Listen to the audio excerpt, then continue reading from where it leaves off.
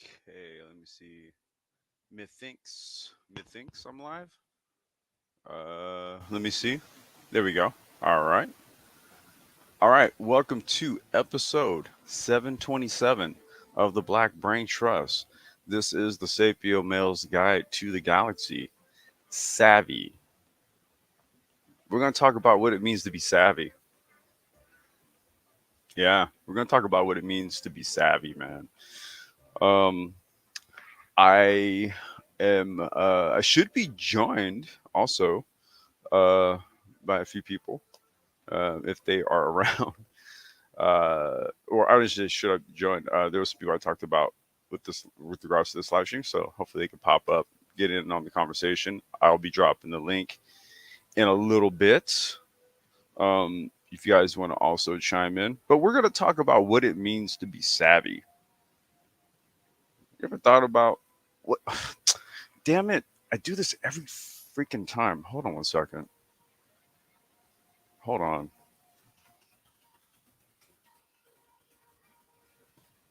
You're so rude of me, man. Welcome everyone. Boom. Got to do that. And then let's see here. Press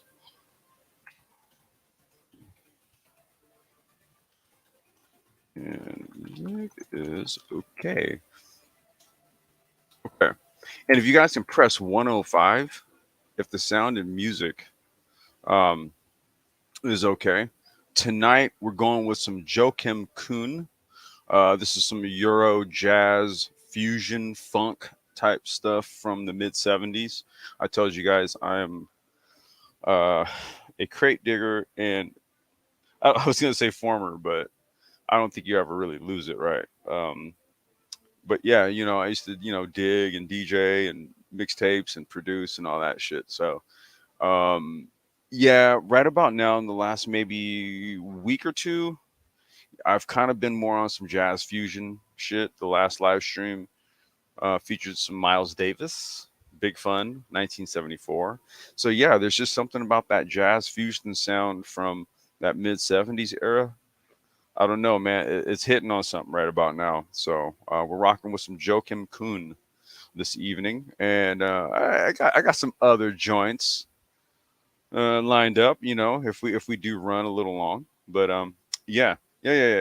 So anyway, that is the music selection for tonight. So if everything is sounding cool, if you guys can drop a 105. By the way, 105 was the temperature today. That's why I put 105 there. So if everything's sounding cool, if you could put 105 or 105 there, everything's cool, then I know everything's cool. All right, let's do this here. So yeah. All right, what are we talking about here, man? Savvy.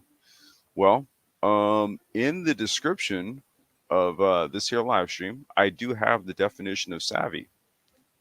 And savvy is essentially defined as shrewdness, well, the noun iteration, shrewdness and practical knowledge, the ability to make good judgments. I'm going to say that again. Shrewdness and practical knowledge, the ability to make good judgments. In the adjective iteration, shrewd and knowledgeable. So now these are characteristics that you yourself possess, right? If you were to say, if one were to say that you're savvy in fill in the blank, what that would mean is that you're shrewd and knowledgeable, having common sense and good judgment. It could be particularly to something specific, or it can just kind of be about a savviness about life. And what I do want to do is, because I'm gonna break the quotes up, because I'm gonna hit y'all with quotes tonight. Um, is kind of break it up into quotes about savvy as well as um, common sense, right? Because what we're gonna do is relate savvy or savviness to our approach to life. That's the angle we want to take tonight. Our approach to life. We want to utilize savviness. In the verb iteration, it's to know or to understand. So being savvy, savviness, the nature of savvy is pretty straightforward. It's a no nonsense approach based on practical knowledge and common sense, right? And the utilization of such results in good judgment.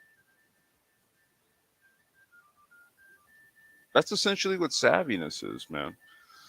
Um, so we're gonna talk about it. Oh, and there she is. Hey, sound check. Hey, how Hey, you doing? I'm doing well. How are you? I hope that you can hear me because I think I got everything situated. Everything sound All okay? right, cool, cool, cool. I was just kind of prefacing tonight's conversation, right? We're talking about savviness. It's defined as wait, the music in your ear, is it loud? Is it how does it sound? I got a 105, so I guess and people listening in says it's cool.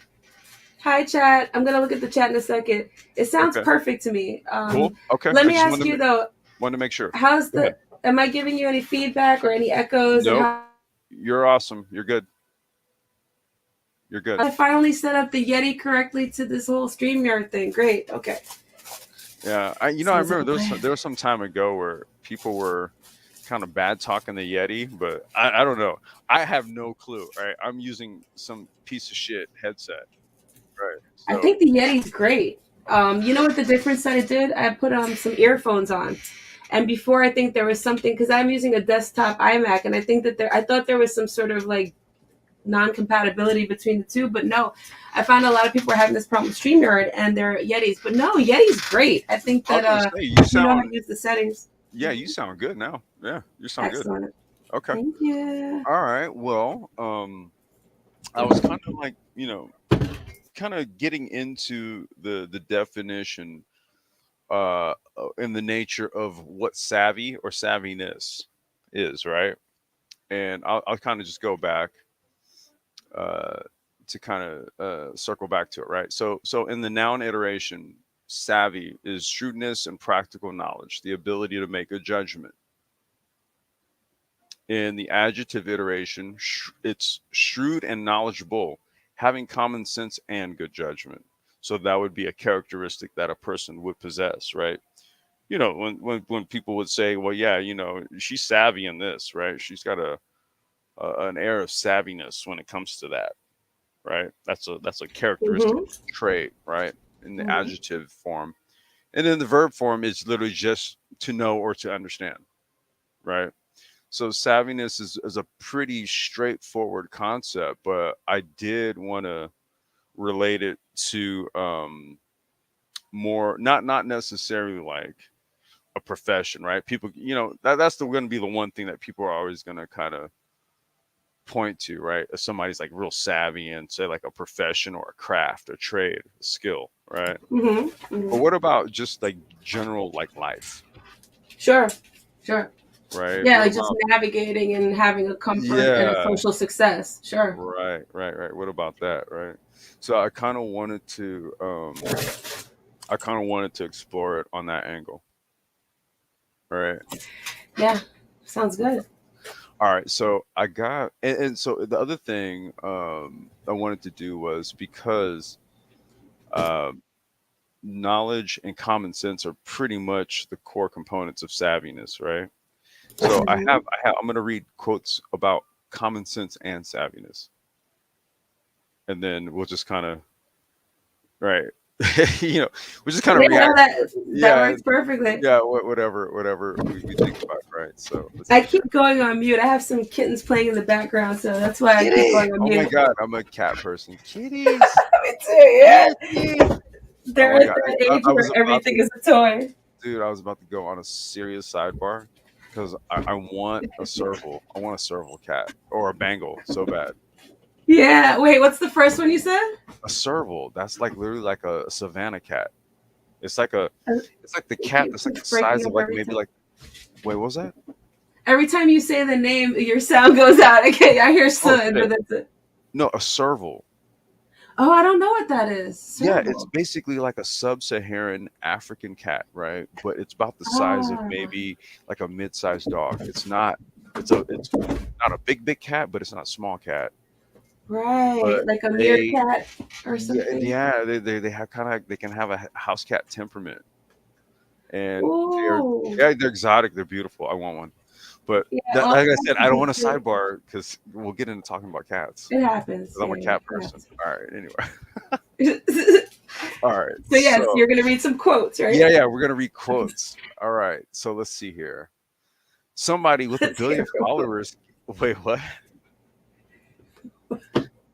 Do we have a delay? I think we have a delay. I was just laughing at the way you said quotes. Okay. It was it my California accent? That's probably what it is. All right. Okay. Somebody with a billion followers can tweet, "See my movie," and it can still tank. Followers don't always translate into success because I think people are too savvy.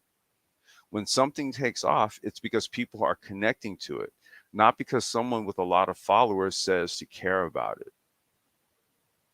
Kevin Bacon, Okay, he said that. interesting stuff. So this sounds like one of those situations where actors try to sound cool by like using words that they think just kind of fit in. Because the first point makes sense, but how he attaches it to the second point, I'm not really too sure I follow. Because the first part he's kind of using it as like almost they're way too knowledgeable, they're almost jaded, right? So they're just going to jump to anything, right? Meaning the general population there. But the second part, um, I forgot what he said, but it didn't match.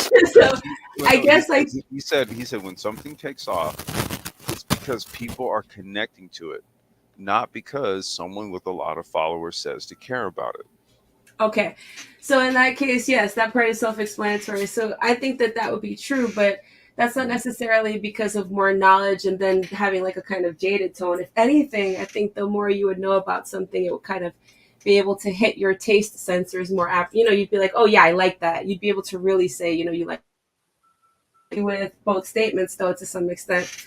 But in that case, so savvy as kind of jaded, as almost knowing, almost like, you know, in the biblical sense of they now know, and there's some sort of like some sort of thing that comes along with that. In that case, it would be shame, right? In this case, not necessarily, but still something not so great, right? Almost like knowing too much, taking away from, in this case, being duped, which would be good. But in the sense of how it's used, you know, maybe sort of it takes too much to kind of stimulate you at that point or to somehow whatever, but that's different from just being a follower, right? Or to just saying, well, this person has vouched for this thing, so now I'm going to run and go to it, right? So Well, I that's how the mean, it's kind of disconnect. like the nature of like why we follow something, right?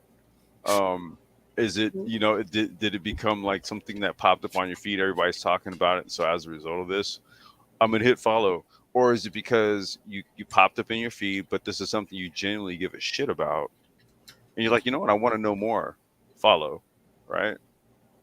Mm-hmm. There's like a superficial reason and a not so superficial reason for why humans do things. And I think Mm-hmm. what Kevin Bacon was saying is that, you know, those who are savvy understand that there's sort of like a cult of personality that exists, right? Mm-hmm.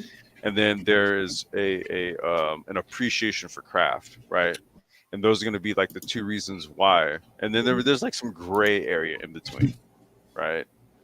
But if we're talking about two ends of the scale, I think people who are discerning have an appreciation for savviness. People who are really good at what they do, you know, where they've kind of honed their craft. Mm-hmm. You know what I mean? I think that's kind of maybe what he was illustrating. You know, Kevin Bacon's one of those guys who's like played like a shit ton of different types of roles, Mm-hmm. right? So, Yeah, I and am familiar. I think yeah, that's the Footloose guy, right? yeah, yep, Yeah. yep. Mm-hmm. Okay, I got another quote for you. Hold on, Common. before you What's can I up? ask you a question before we move Yeah, on go to ahead. the next one? So in terms of impression that there's um do you feel okay, let me just ask the question in another way. In Okay. terms of how things are popular nowadays, right, with people just generally overall being more savvy, right, technologically speaking and just socially speaking, just because of the reach, right?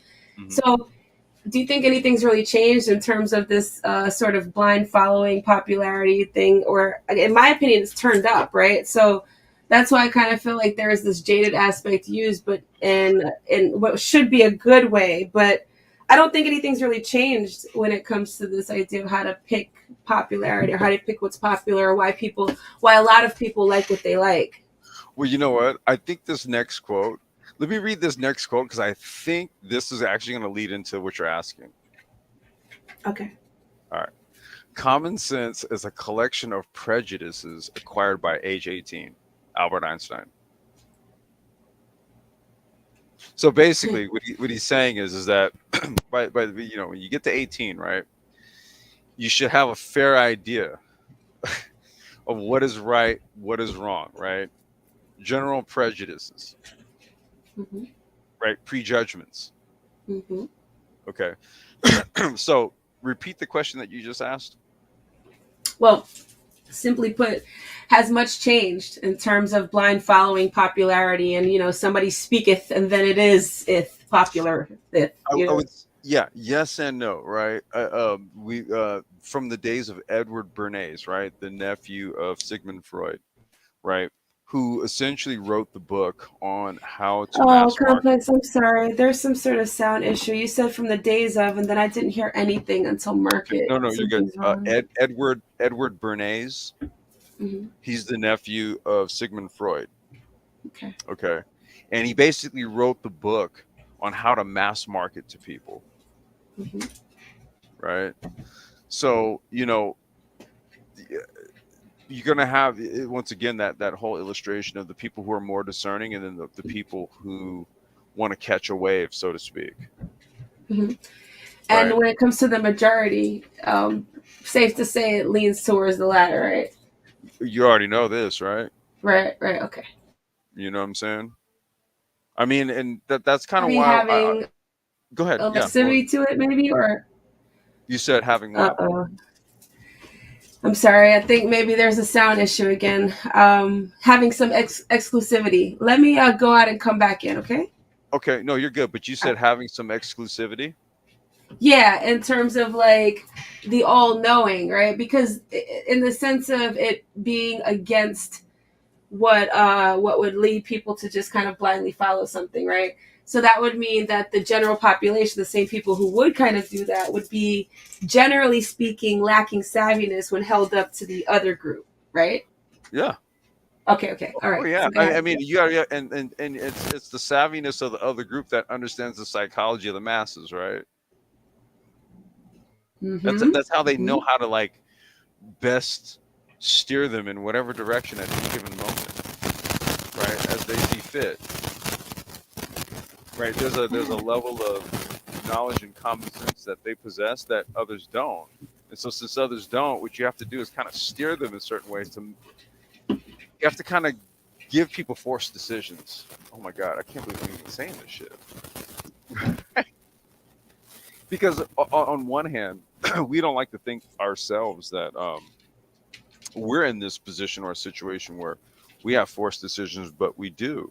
But then as you start to ascend, you start to see that you might have responsibilities, let's just say in the work environment, home environment, whatever the case may be, social environment. You might be a politician, okay?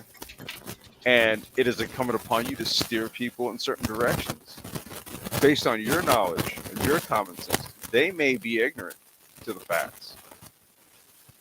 That's why I would never be a goddamn politician, ever. I would never be a politician. Mm-hmm. Did you need to drop out still? I mean, you sound good. Yeah, I think so. I'm so distracted. I'm listening, and I got everything you said, except for maybe like a nanosecond. But there's a Okay. huge amount of static, and I'm just trying to figure out what's going on. So it's like Okay. after If you one want thing to drop stops, out, something else happens. all right, Yeah, drop I'll out, be and right back. I'll be yeah, I'll be checking the back here, and when you come back up, I'll let you back in. Okay, I'm literally gonna come right back. Okay. Okay. All right. Okay. So if you guys can give Miss Real Life just a second while she sorts out some audio issues, she's got the new Yeti joint. I can't say that I've got one, but I got I have my headset. Whatever, it works. It gets staticky too, right? So, don't falter. There's a couple of live streams. If you go back, you'll hear some static. While we're waiting for Miss Real Life to come on back, let me do this. We've got Afro Sci-Fi's in the house. Welcome. How you doing? Let me see here. I wanted to make sure I have got you modded up. There you go. I've got you as a moderator, Afro Sci-Fi's. I appreciate you for coming through. So I wanted to make sure I did that. I caught one of the previous live streams. I was checking the chat and I saw you there, and I made a note in my head to make you a moderator. So I just did that. Thank you for coming through and supporting us. Commenting on our past catalog, man. I really appreciate you kind of digging through. And we got Don McKee in the house. What's going on, man? You said the last stream was epic. Oh my god, dude, really? We were just talking CERN. You know, yeah, nothing out of the norm for the brain trust. We just hadn't done a space and tech in a while. And you know what? Actually, I did learn something doing that live stream at night.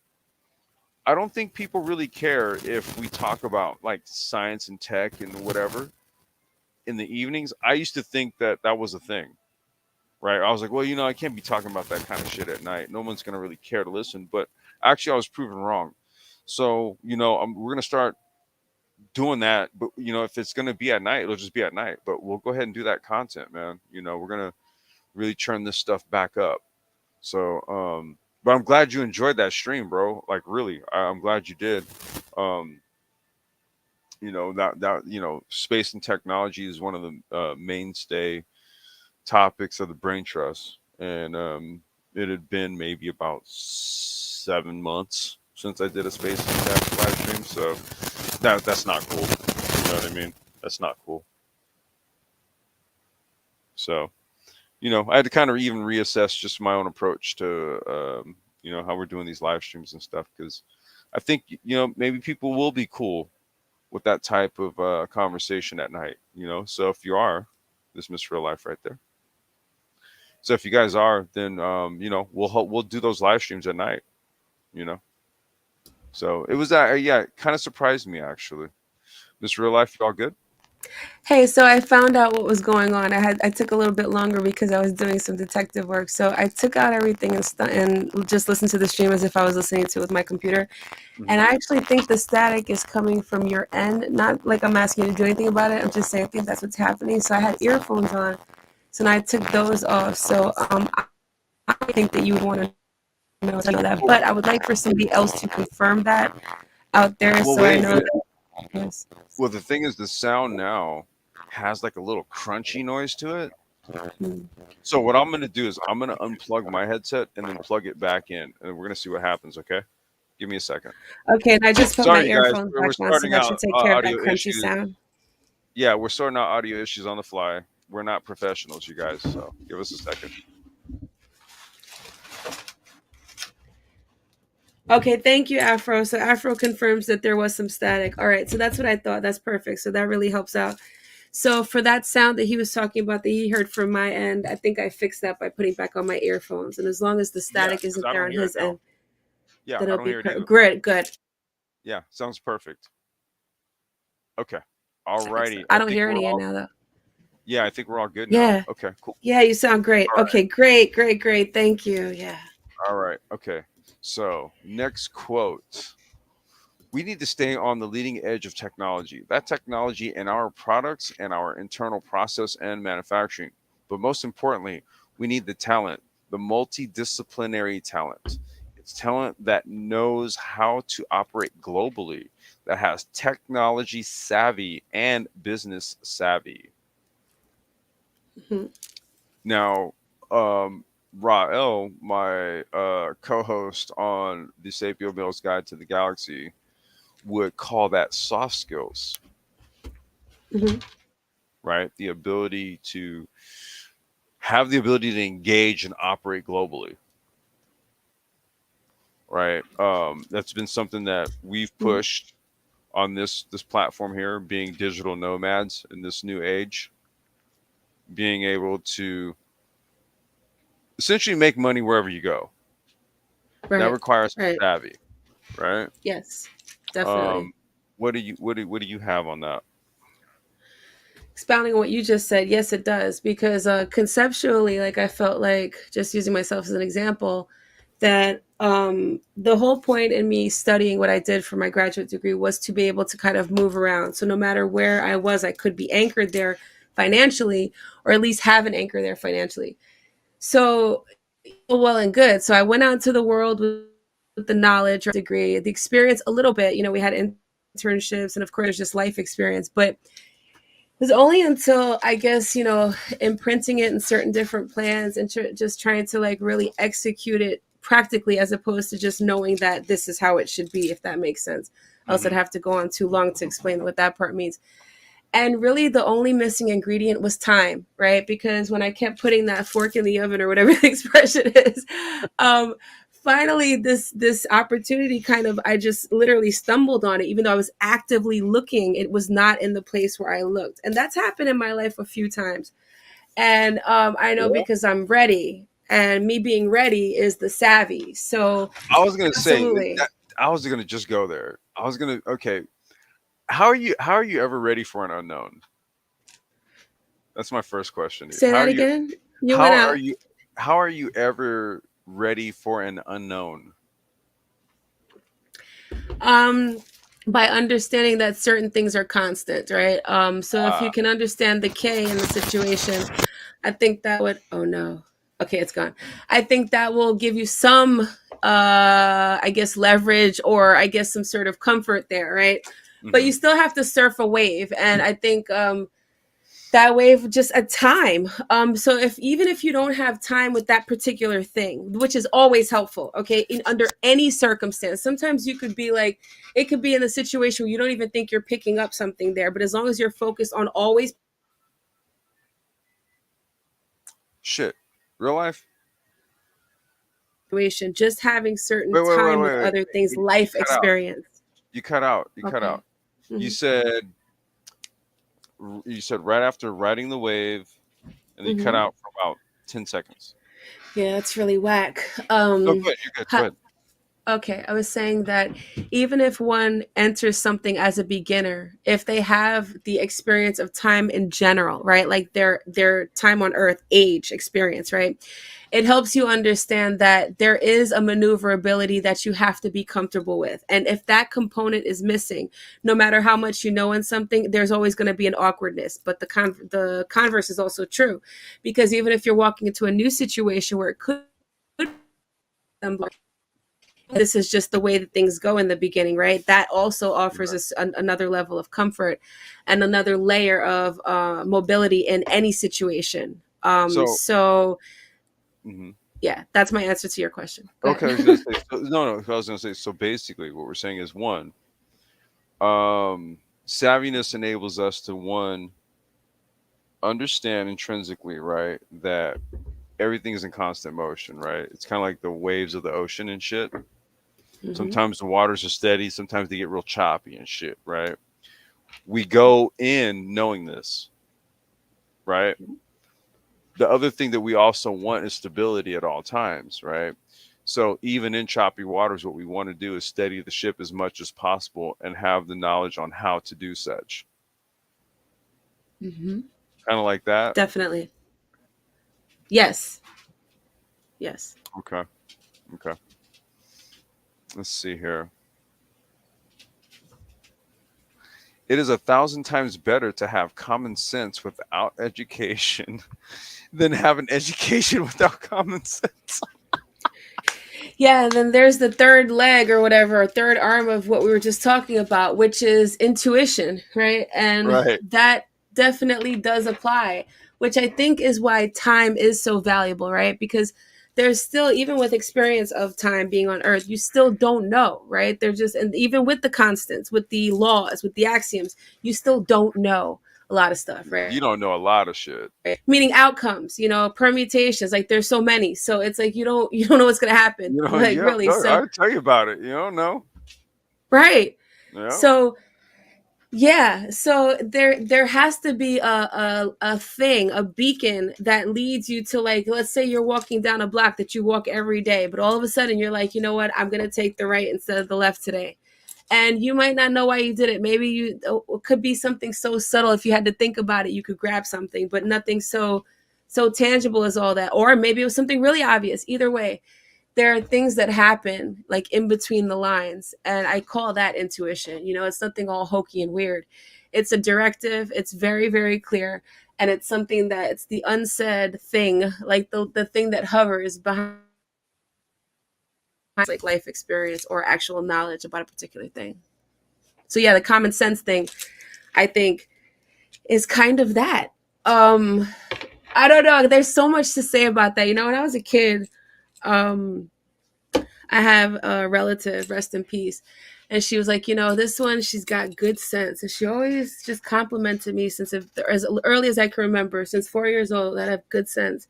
Mhm. And I always wondered, isn't that like a thing? Like, doesn't everybody like, not to walk off a cliff? I mean, you know what I'm No, saying? Like, you no. Some people like the thing is that they're like, okay, I'll walk off the cliff with a parachute. got you, right, right. You know what I mean? It's just like, okay, but you're walking off a cliff still. What if the fucking parachute doesn't open? Right? So, do you think that common sense and intuition overlap? You know what? Damn, that's a deep question. You want to know why I say that? Because Mm, intuition is your gut, right? That's your gut. right. And your gut is not your brain. That's the hard So, part. common sense has to be like knowledge and processing. Then is in your It definition of has common it has to sense. be a synthesis between your core logic and your intuition, right? Like your Okay, so hard. Yeah, yeah, go ahead. Go no, go ahead. I got what you're saying. No, I was just saying Hmm. I got what you're saying. Yeah. Okay, okay. Yeah, yeah. It Mm-hmm. has to be sort of like a synthesis between like your core logic and your intuition, Mm-hmm. right? The two have to check against each other and talk, Mm-hmm. right? Mm-hmm. I'll give you an analogy, right? So one of the things, like literally, I was talking to a buddy of mine today. Shout outs to Young Grizzly. We're working on some integrating two different software platforms for doing like deliveries and logistics and all that kind of stuff, right? So it's a lot of like techno babble, right? Stuff, but Mm-hmm. but basically you need to have a middleware, a a code set that allows the two to talk to each other. Okay, Mm-hmm. and so it's kind of like the same thing. It's sort of like you have like your logic core, it's in your brain, and then you have your intuition that's in your gut, right? Mm-hmm. And the two need to talk to each other. Mm-hmm. You, Mm-hmm. you know what I mean? So It's like then, those. yes, you agree that they're related. Exactly. Yeah, Yeah. remember Mm-hmm. those. Okay, we're Gen Xers. Okay, Mm-hmm. we've been Mm-hmm. in those situations back in the day where we knew goddamn well uh, how we felt about going to a spot or something. We were getting really Mm-hmm. bad vibes and Mm-hmm. shit, right? Mm-hmm. Mm-hmm. Mm-hmm. Mm-hmm. Okay. Excellent example. Yes. Yeah. Mm-hmm. Okay. And so it's just like, okay, I'm gonna go in here, but fucking a, I don't feel good about this shit, right? Now, if there was like true synthesis, you would have been like, I'm out. Nah, I'm good. Okay. But you already know back then we used to just something was telling us, dude, this is so not gonna go right. But you went anyway, and next thing you know, gunshots, right? Police, and you're like, oh my god, what the fuck? Why didn't I I don't listen? know, complex. No. Maybe it has something to do with this idea of, and I usually don't boil things down to these types of things, but I'm thinking, what if the woman's intuition thing that they're talking about is like a thing? Because I would say that almost 100% of the time, Yeah. there would be something very specific that either prevented me from going somewhere or led me to go somewhere, and the outcome was great. So, Okay, I'll give you in that terms of one. But there was one weird time though where we used to walk this general way from the train station. This was in East New York, in Brooklyn. For those of you who know, you know that that's not a safe area at all. And so, and it was like way late, and we were 17, and it was me and like my Asian friend Jamie, and like we're sticking out like a sore thumb. And so basically, but you know, obviously I lived there at the time, and so long story short, I'm like, let's go this way. And we always take this one way, and I say, let's go this way. We end up getting fucking robbed. Oh The my only God. time in my life that I've ever gotten robbed, ever. And thank God. Oh,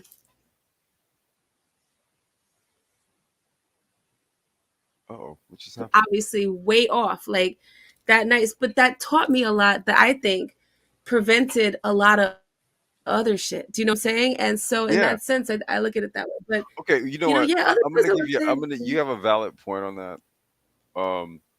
Because I think what. Look, I've been to spots a multitude of times where gunshots went off, right? Or just been in areas where that shit could happen, and it didn't happen at the spot, but it was just around. You mm-hmm. know what I mean? And then like over time, it got to a point where it was just like, dude, like what the fuck? I don't want to deal with this shit no more. I think a woman's intuition is a little bit stronger than a man's desire to be out in the environment and trying to conquer the shit, right? We kind of like will Yeah. feign, yeah, we'll kind of feign the whole, idea that perhaps there could be some gun violence or something, right? All for the sake of, you know, coming up on, let's just say, some sort of deal with some cats you linked up with, some MCs or whatever. I was down to like go and hit some spots where I knew it was going to be really kind of sketch. Mm-hmm. And oddly enough, you wouldn't really see that many chicks there, would you? Right, exactly. Okay, And so even like beyond intuition, on the superliminal, we're just like, nah, we're not yeah, going yeah, there. yeah. Like, that place is mad dusty, you know? All the fucking underground spots be like, yo, this sausage parties. It Right. got to a point where all my underground niggas was like, yo, you know what, man? I'm gonna start hitting these Yeah. other spots, man, where the chicks be at, man. Like, yo, I'm done with this. You know what I mean? So I Seriously. understand. I think as men, that have, yeah. That's why I was like, you know what? I think there's something to that female intuition thing. It's not as if men don't have it, Mm-hmm. right? We have, but what we do is we brave the environment. That's the difference. Yeah, that makes perfect sense. Yeah, Or we brave. ignore, just flat out ignore. You call it Well, brave. I'm gonna tell you right. Well, shit. I look at it as braving because I knew good and goddamn well if I was going to Project Blowed, there's a really good chance I'm gonna hear some pop, pop, pop, pop, pop. Right. Car, skirt, skirt. Right. There's a good Right. possibility I'd hear that shit, and I shit you not. Probably like every other time I was down there, that would happen. And like if niggas be out in the How front many of, times in total did you go? huh? How many times in total did you go to that place? Oh fuck, I can't even count. I was probably there. I was probably there every week. Well, no, this is back when I was club promoting and shit. So Right. I had to be at all the spots on the nights that they was cracking. Right, boom, boom, boom, flyers, flyers, flyers. Like whatever. That's what it was back then. That's how you did Yes. promotion, right? Before Yes. social media and all this shit, you had to be out like in the field. Absolutely. That's why I was like, okay, Absolutely. well, I got to be out here, right? Mm-hmm. So you knew when you was going to, like, okay, if I was over in Old Town Pasadena and I was going to go promote at some little um what's that spot called? Was it called Billy's Dugout? There used to be, I got a homie that used to do like a he used to kind of do like a beats and hip hop type of night there in Old Town Pasadena, Mm-hmm. dude. This is like kind of like, it's kind of bougie-ish a little bit. Mm-hmm. You go over there, you ain't worried about nothing. I go over to Leimert Park, it's just like, yo, be ready. Be ready. You might have to Mm-hmm. duck. You know what I'm saying? So it was like, but you did it for the work that you was doing, right? You knew what you was going into, but that female intuition says, oh hell no. Like I said, that's not even intuition. That's just straight up like above the water superliminal logic. Like, nope. Okay, well now That's you like, just for make example, things look clubs in dumb. Brooklyn. Okay. No, I mean, you No, said I'm it. I joking. didn't, but like, mean, No, like, like, actually, no complex. That's actually just like basic ass common sense. I mean, you're the one being a fucking idiot. Like, like I would never. The club scene is very familiar. At the same time, even before that, at a younger age, we were clubbing. Like we finished clubbing by like 18. Do you know what I'm saying? Like we started like 15 and 16. Now 15, it wasn't too was that heavy, how but you guys did it in New York? I mean, some of us, yeah, it got real hectic around 16, 17. Like, way too early to go into place serving alcohol. So by the time anyway, long story short, I never went to clubs in Brooklyn. I shouldn't say never, but I didn't go. And I went to like once, maybe like once or twice. I went to once or twice. And it was just like, I knew why I didn't go. So you just kind of know, like, you don't want to be in certain things. And you're right. It is kind of a bravery thing in that sense, because I'm like, if I go here, then I know I'm going to have to deal with some stuff. Like, I'm trying to chill. Like, I'm not trying to go and have like some old ignorant ass idiot up in my face, you know? Right. Whereas with me, it was just like, yo, I gotta go get these flyers out. I gotta go, holler at these dudes over here. So it was like, yo, I was just gonna go. You know what I'm saying? But you know what? Yeah, Look, I mean, you're making money. Mm-hmm. Right. But look, speaking of like clubs and parties, I have a quote. Oh yeah, okay. I used to go to rave parties too, but I was never savvy with techno. That's funny. Dude, techno, you know what? Yeah. I just never could get with techno. I don't like techno either. I don't even like a lot of house, like that New York house, like that. Some of like maybe like DC, like that bass, like that go-go music. Some of that is kind of cute, but I don't really. Oh my god, I'm the Some of opposite it, of yeah. you. But like in terms of like, I don't know, yeah, like that whole house music scene in New York, I wasn't really feeling it either. Plus that was a little bit before my time, before our time. Like it was like the Cats and the, like we were Really? into, like, I thought so.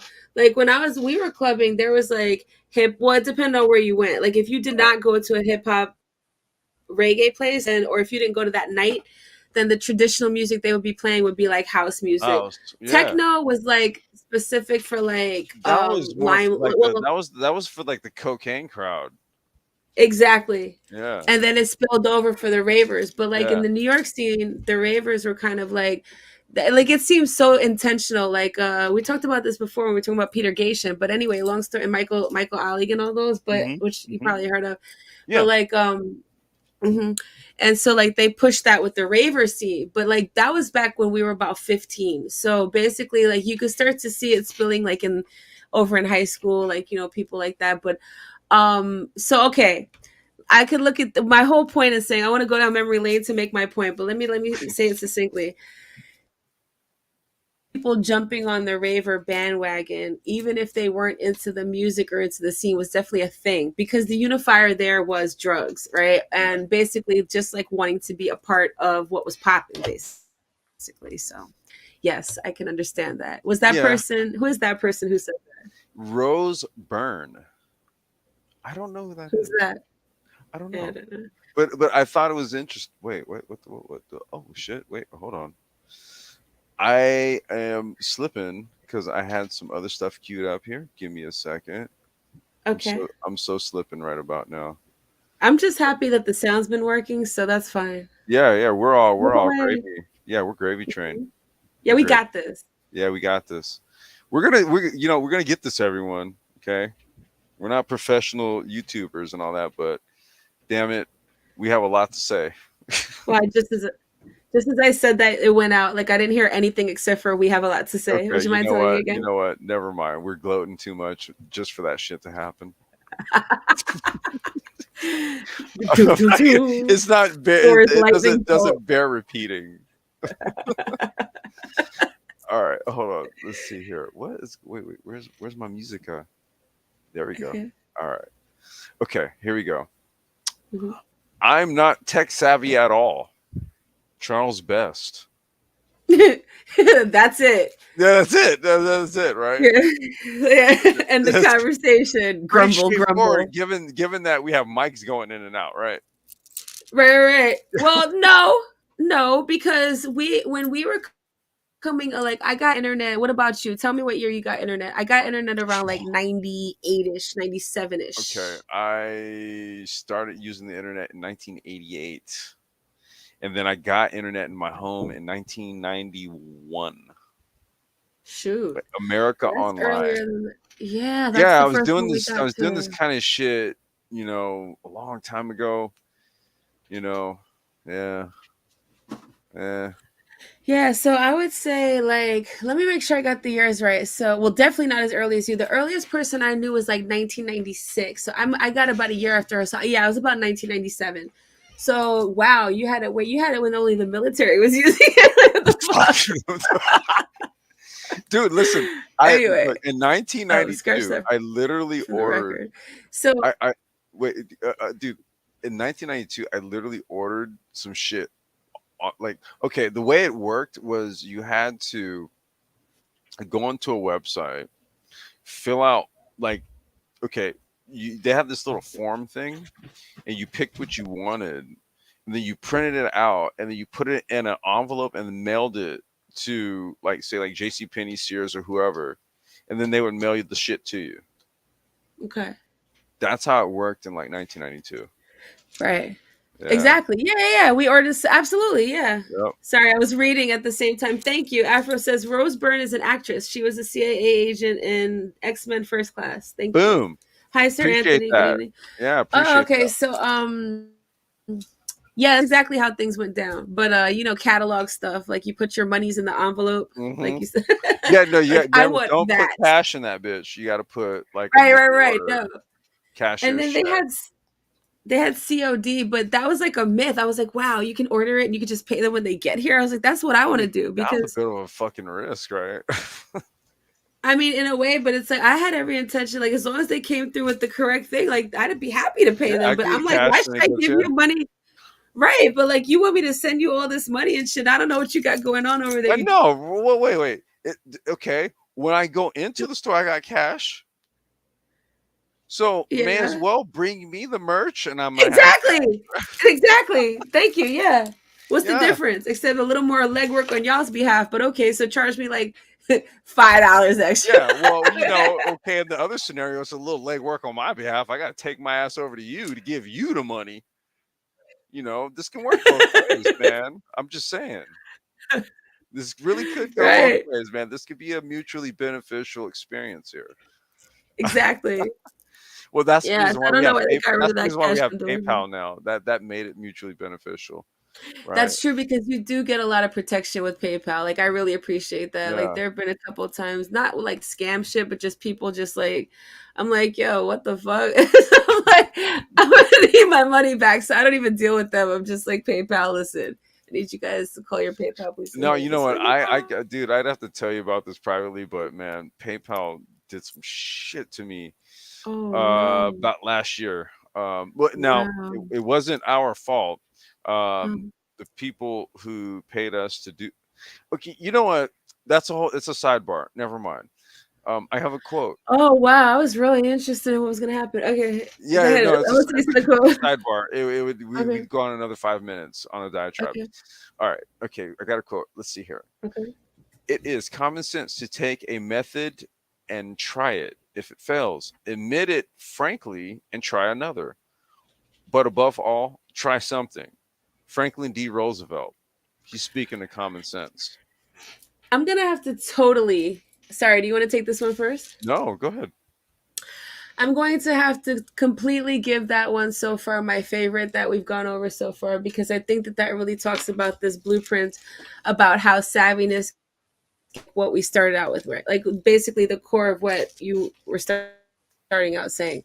So let's say something that like we have no idea. Okay, so let's say when I had no idea what it was to buy property, like I just went in completely green.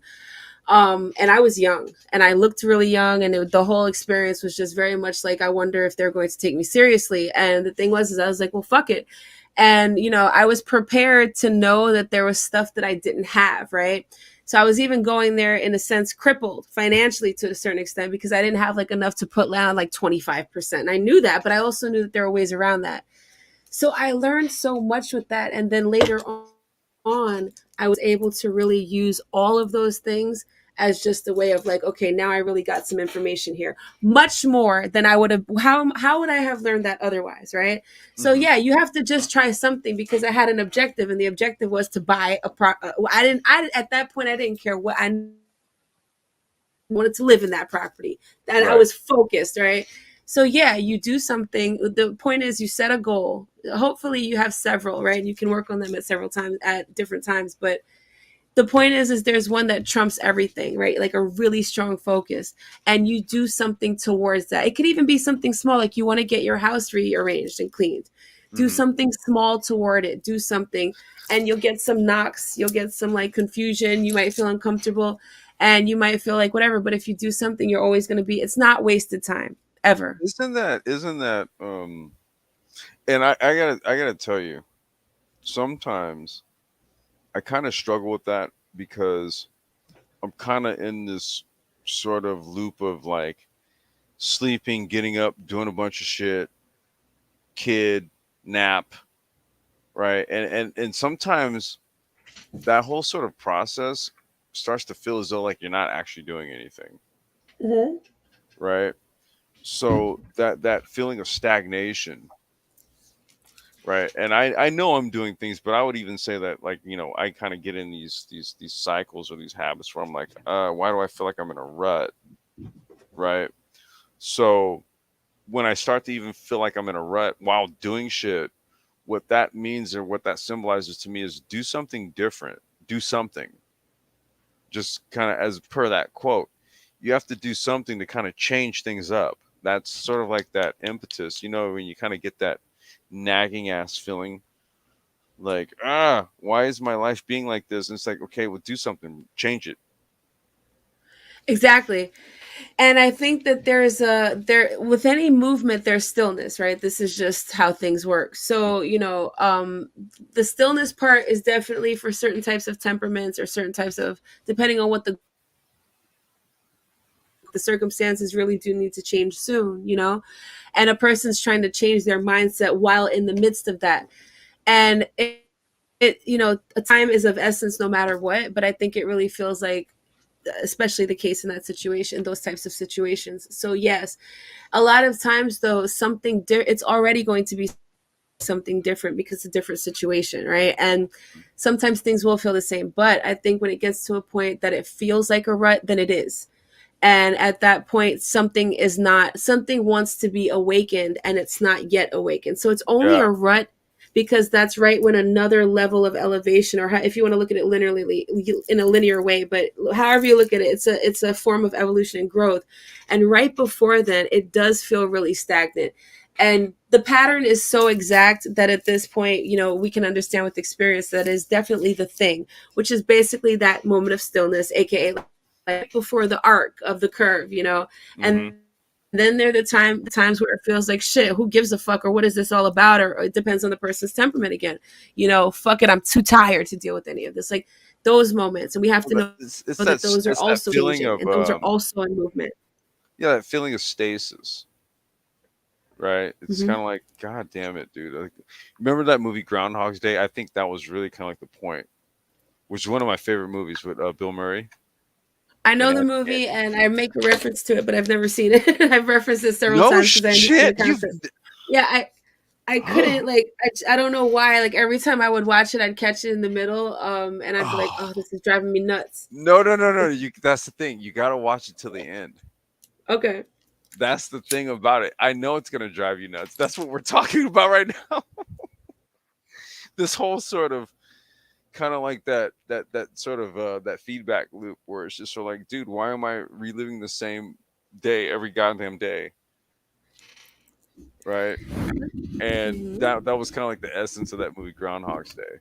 He kept waking up to the same goddamn day, no matter what he did. It was the same shit Mm-hmm. until you know, but he had to understand it was things about himself that things about himself that he had to change. Right. Right? He was changing how he was reacting to the same goddamn day, but it was the same day. Right. It wasn't until he actually changed what he was approaching how he was approaching the day, where the actual day then changed, and he wasn't reliving the same day anymore. Mm-hmm. Trust me on this. I fucking been there, man. Too many goddamn times to talk about it. Even recently, where I'm just like, oh my god, why do I feel like I've lived this same day the last 5 fucking days? Really? So I literally do it myself in real time. So it's a thing. Mm-hmm. I have another quote for you. Okay. Common sense often makes good law. William Douglas. Well, I mean, yeah, sure. You want to take that one first? I mean, I would say that that's pretty apropos. Common Yeah, like I sense, mean, common sense yeah, makes good law, right? I yeah, mean, like things I mean, things that everybody can agree on. Let's just say, um, now, sans all the back channel bureaucracy and red tape and bullshit, everybody could agree, that it's common sense that we all agree that, clean drinking water, for example, right? So then we want laws that would reflect, right, right. right? Um, what about, I mean, what else? What else is there, right? Like that everybody can kind of agree on that would be good for the sake of society. Stuff is good, exactly. Yeah, so I was I like, like good stuff. Me I don't know too. if you got anything on this one, but I think this is a Nah, pretty, like pretty, yeah, it's a pretty good quote. yeah. Common sense often makes good law, and I totally agree, right? But if you don't Right, have sure, anything, we'll yeah. move right along to the next one. Shit. Yeah, we can move along to the next one. Yeah, Okay, totally. let's see. How about this one? This is from Frank Lloyd Wright. There is nothing more uncommon than common sense. Uh-huh. So then that goes back to that sort of like elitist like Uh oh. percentage. Uh What? huh. What'd you I say? mean, Oh, yeah, like, right. It does. Doesn't he sound elitist by saying that? no, but I like it. Like I'm not mad at it because that's what I was arguing Okay, before. because Like you're an not elitist. arguing, That's why. but maybe, yeah. Like the the idea of like, yeah, it's not So like am I. because I was saying before, right. With the good sense thing, right? Like when I was like, isn't that a thing? And then you realize it's not. And it's called common sense. I think it's like it's almost just like ironic in the name. It's like an insult in what it's called in the phrase. Yeah, Because right. Yeah. So because no, you think because you're you don't know how amongst many you're amongst this common base, only Mhm. to find out that like, no, I'm actually the fucking outlier. or just that a lot of people just don't think well. They don't problem solve well. Mm, They process what I would call just a little bit slowly, mhm. stuff like that. But like and I'm not even trying to diss them. I'm just saying like I just sometimes it's really fascinating how that No, no, don't happens. speak on it. Don't talk about it.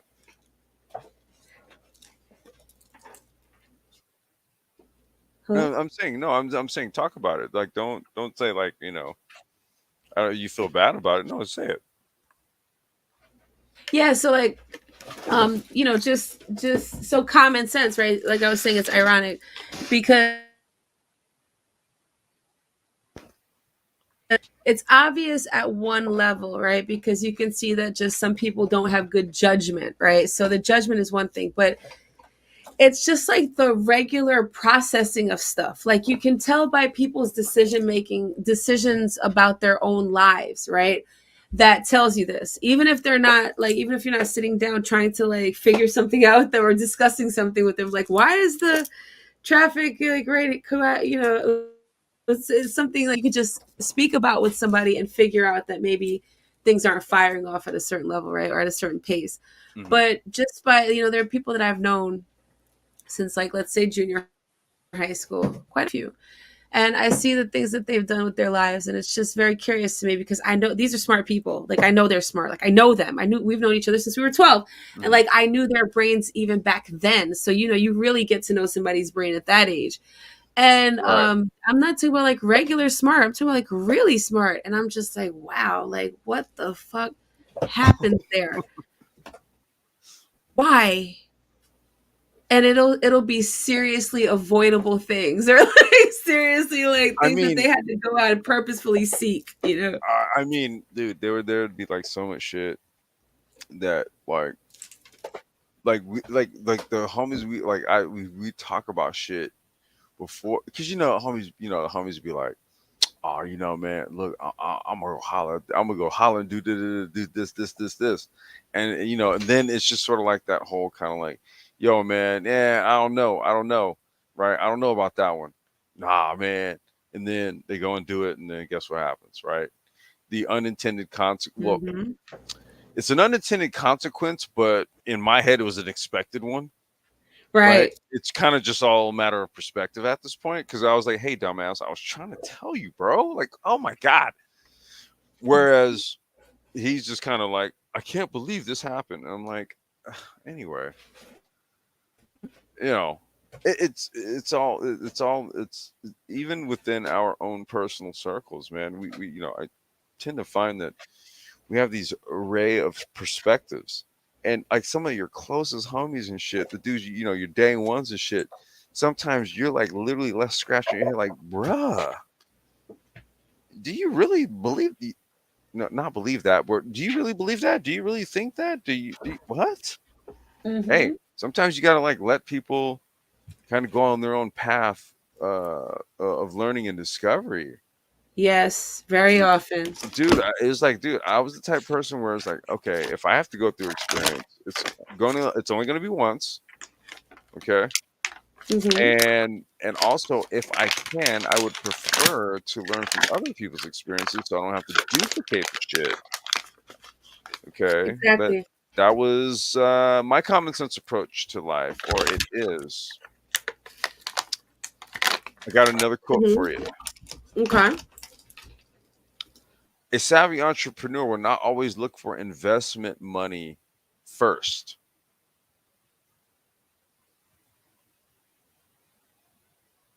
Let me read it again. Yeah. Okay. A savvy entrepreneur will not always look for investment money first. Okay.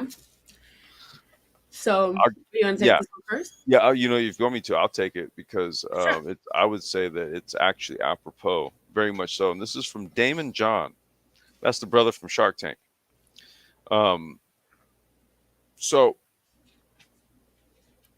I understand that perspective and that approach, because if you're doing like, okay, let's just say if you're in the tech space, right, and you have like your own company, your own startup, right? Which you don't, I in my head, okay, and this is the opinion of Damon John, obviously, with him saying this when he says a savvy entrepreneur will not always look for investment money first. So what he's saying is that a savvy entrepreneur will actually take it upon themselves to self-invest, self-develop, self-build their stuff to where they have a use case. They actually have a working model. They have a they have a GitHub, they have a code set, they have a company, they have all of these things. Okay. See, so what you're not asking for is money first to set up all that. You set it all up, then you go and get the money. So when they ask you about what you're doing, you can go ahead and run down a list of shit you're already doing. Yeah, I got the GitHub over here. Right. If Right. developers want to check that, check out our code, we just sign an Uh-huh. NDA, blah, blah, blah, blah, blah. I got this, got that. That is what Damon John is referencing when he says the Mm-hmm. savvy entrepreneur will not always look for investment money first. Mm-hmm. They'll build their shit up to a point where it looks attractive to an investor.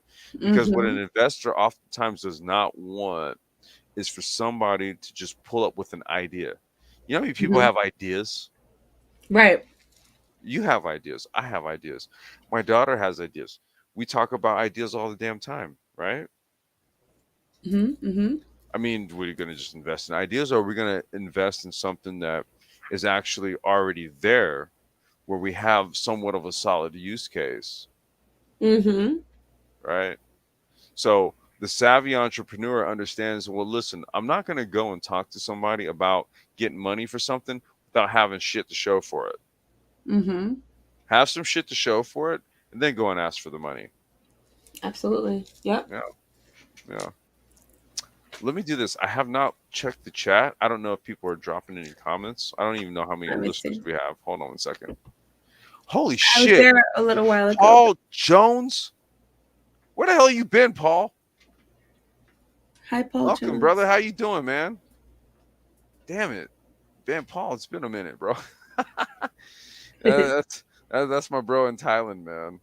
What's going Oh, on, Paul? How you doing? No guarantees. Salute. Yes. I hey, got everybody. actually little brewski in my hand. Salute, brother. Welcome. True, because you don't want too many people you have to be accountable to. Yeah. Got Maestro in the house. What's going on, Don? Welcome. Hello. All right. Let's see here. Let's see here. Okay. Everybody gets so much information all day long that they lose their common sense. Gertrude Stein. What do you think about that one? Say it again, please. Everybody gets so much information all day long that they lose their common sense. Hmm.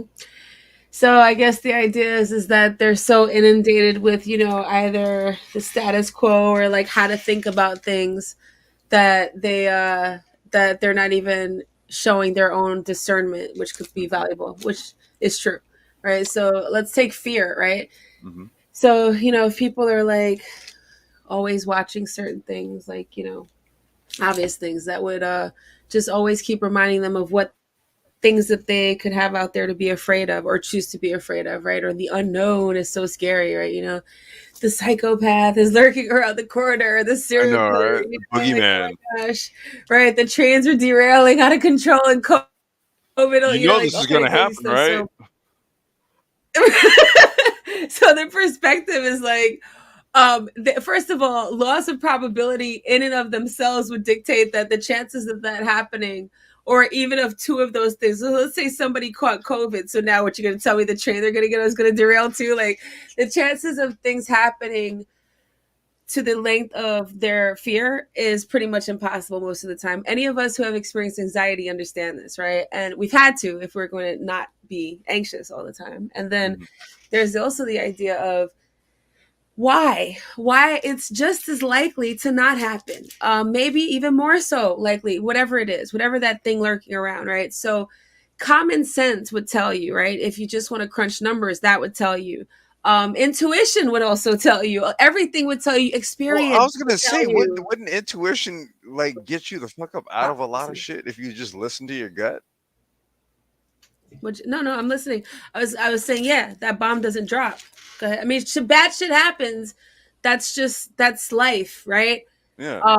But a lot of times it's not, they're the things that we're afraid of end up not happening if we're careful to try to ensure that they don't happen as much as we can. Some of these things we can absolutely control to a lot of extents. We don't have to hope that people don't break in. We can make sure to secure our perimeters. We don't have to hope that people don't bother us. We can have certain things on us in case just somebody does. We can take care of it. We don't have to hope that nobody's out there trying to rape us. Like, we can make sure that doesn't happen. Do you know what I'm saying? Like things Yeah, like, I was gonna say there's sort of there's like it's kind of like living life like it's as if it's like a game of chance, mm-hmm, right?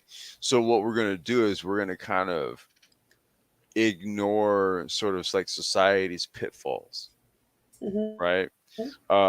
For our own sort of sort of gratification out here, like that I'm not worried about all that. I'm not worried about the potential ramifications of maybe going out in society and presenting myself a certain way, right?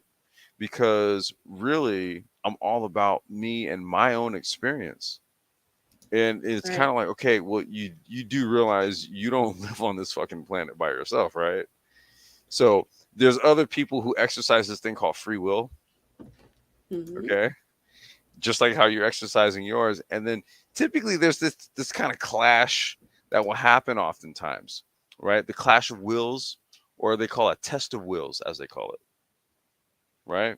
And then we even read a quote mm-hmm, not too long ago.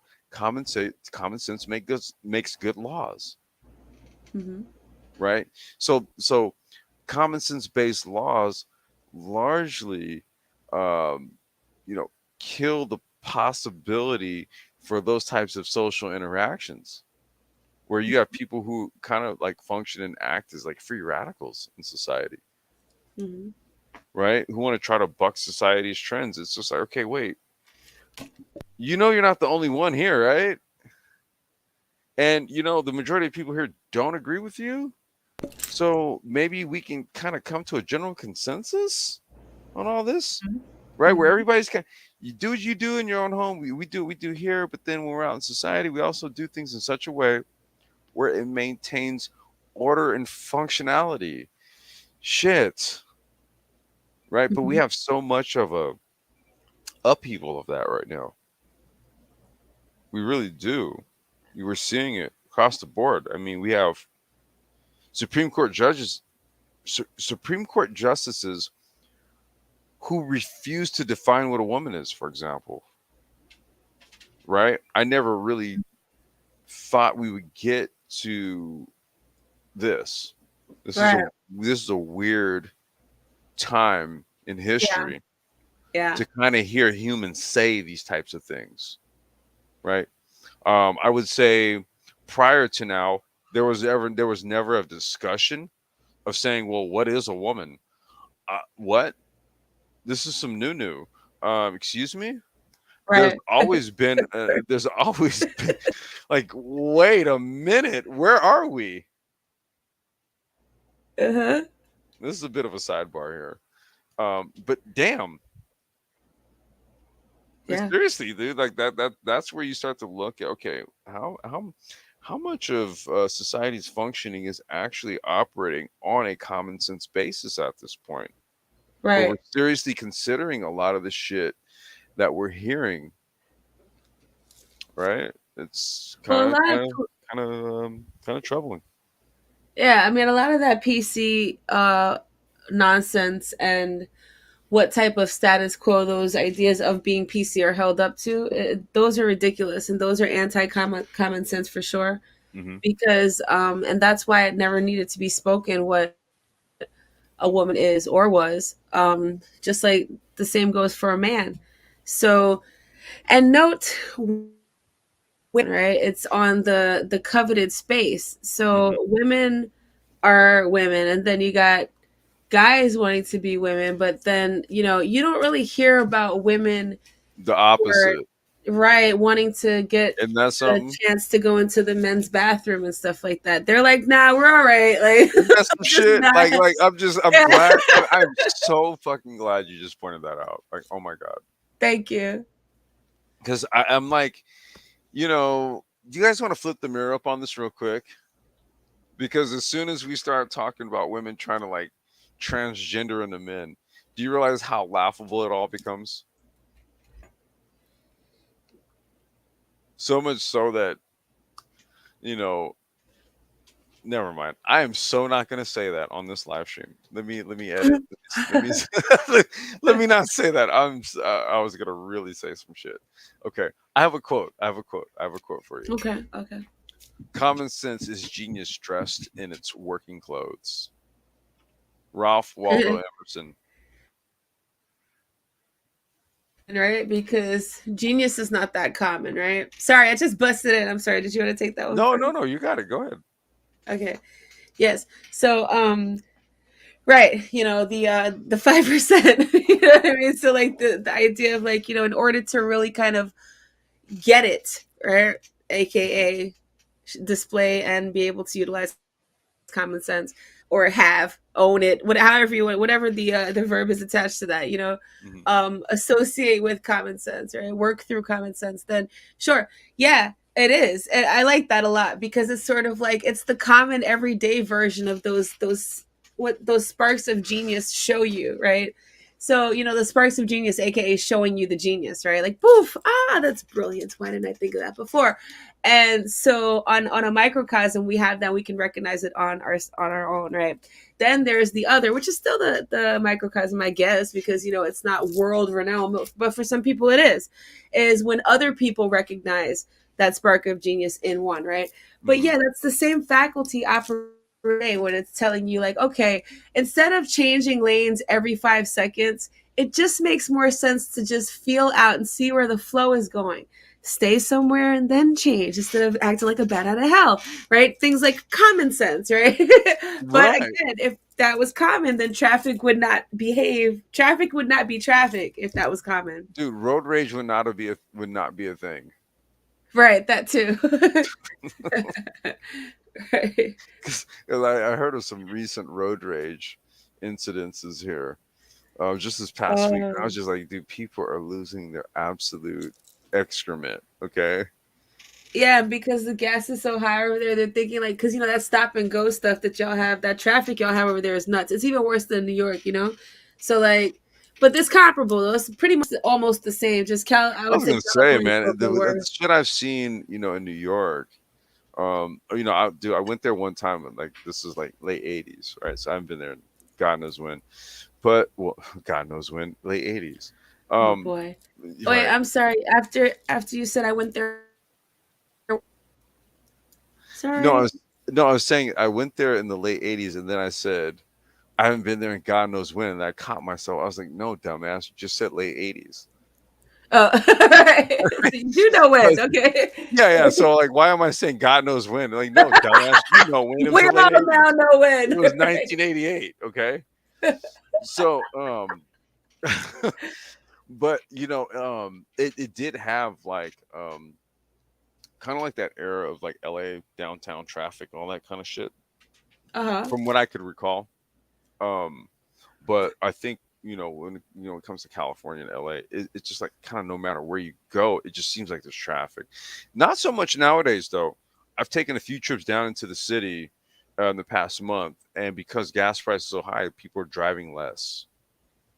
So the traffic is Right. actually less out there. Like it's actually a thing, right? So, but I always kind of, when I would recall maybe say like New York movies and shit from back in the day, all that stuff. Yeah. Yeah, taxis and all that Well, crazy they stuff. always. Yeah, that is very realistic. It's just like insanity. But Hmm. I would say that the method of driving in New York, like New Yorkers are much more uncooperative drivers. But I would just say like, and I thought like from my little experience in both places, but I would think when I saw the traffic in Northern California, it seemed to be like on the highway, they were just like Oh, complete standstills at times. oh Like it was my just god, insane. it's And bad so, up there I too. guess that is very It's bad up comparable to there. New York though. But Southern was okay. That was pretty kind of free flowy and nice. I mean, it really just depends on when you catch it and where you're Right. at, right? But see, growing up, Yeah. I just detest all the shit, like all together. Because I'm Yeah. just like, you know Yeah. what? It doesn't matter. I could be over here, but if I know I got to go over there, I'm gonna run into some shit. I already know, so that means I got to leave an hour earlier to get over there. Jeez. Yeah, it's just some bullshit, man. And you just kind of, if you're born and raised here, you're just kind of over it at this point. You know what I'm saying? Uh-huh. Yeah. I know exactly what you're saying. Yeah. I have a quote from Q-Tip Okay. from a Tribe Called Quest. Oh, I know who Q-Tip is. Yeah. A lot of people who curate in this business, a lot of people who curate in the business and curate the art don't really have good artistic sense. They may know commerce, but they aren't Can you say it again? savvy. Okay, I'm gonna say that. Let me read it again. Oh. A lot of people who I'm curate. sorry, this keeps going in and out. Okay, no, no, you're good. Maybe it's Okay. my headset. Let me do this. Okay. Thank you. All right, no problem. Let me see here. A lot of people who curate in the business and curate the art don't really have good artistic sense. They may know commerce, but they aren't savvy enough to know how to balance commerce and art. They don't know how to satisfy both palettes. Yeah. You want to take that one first? No, go ahead. You got it. Yeah. And that's why record execs need to stay out of the creative process. It's like the same type of thing. Like, so that when there are successful situations, for example, so if I remember correctly, a Tribe Called Quest was with Tommy. Was it Arista or Tommy Boy? There was They were Jive. They were Jive. Clive Davis. So there are times, and he's like a fucking, like, he's always been a dinosaur. Even like when he was like 30, he was like a dinosaur. Yeah. So, the idea is like, okay, this is what's gonna sell, this is gonna be hot. And Q-Tip, I would say, is an awesome fucking lyricist. I'm a huge, huge fan. And I a respect dope his work very producer. much. Yes, absolutely. And That dude a got matter dope of at fact, I think beats. both. Yes, absolutely. Both he and Fife were just master MCs. Okay, Hmm. so I would give him, like, extreme top notch kudos when it comes to that. So I would respect his view on creativity, right? So in that case, if you know about money, you understand that maybe the artist doesn't necessarily know what's gonna pop per se, right? You're doing the think tanks and all that stuff over there and all that, but they are still the creative force. And he's not a person who has a ghostwriter. Like, he is in fact writing his own rhymes. They're doing their own thing. Hmm. So you want to let people like that run with it. Now, if any, he sounds like he's speaking from the perspective of somebody who's been a little bit stifled, which obviously, knowing Well, I who was he gonna is, say, like, that would if make you perfect wanted to sense. know, if he would be the person, right? His him tribe, all them, they would be the people to give you the scoop on people who cannot understand how to market what they do to the people that listen to them.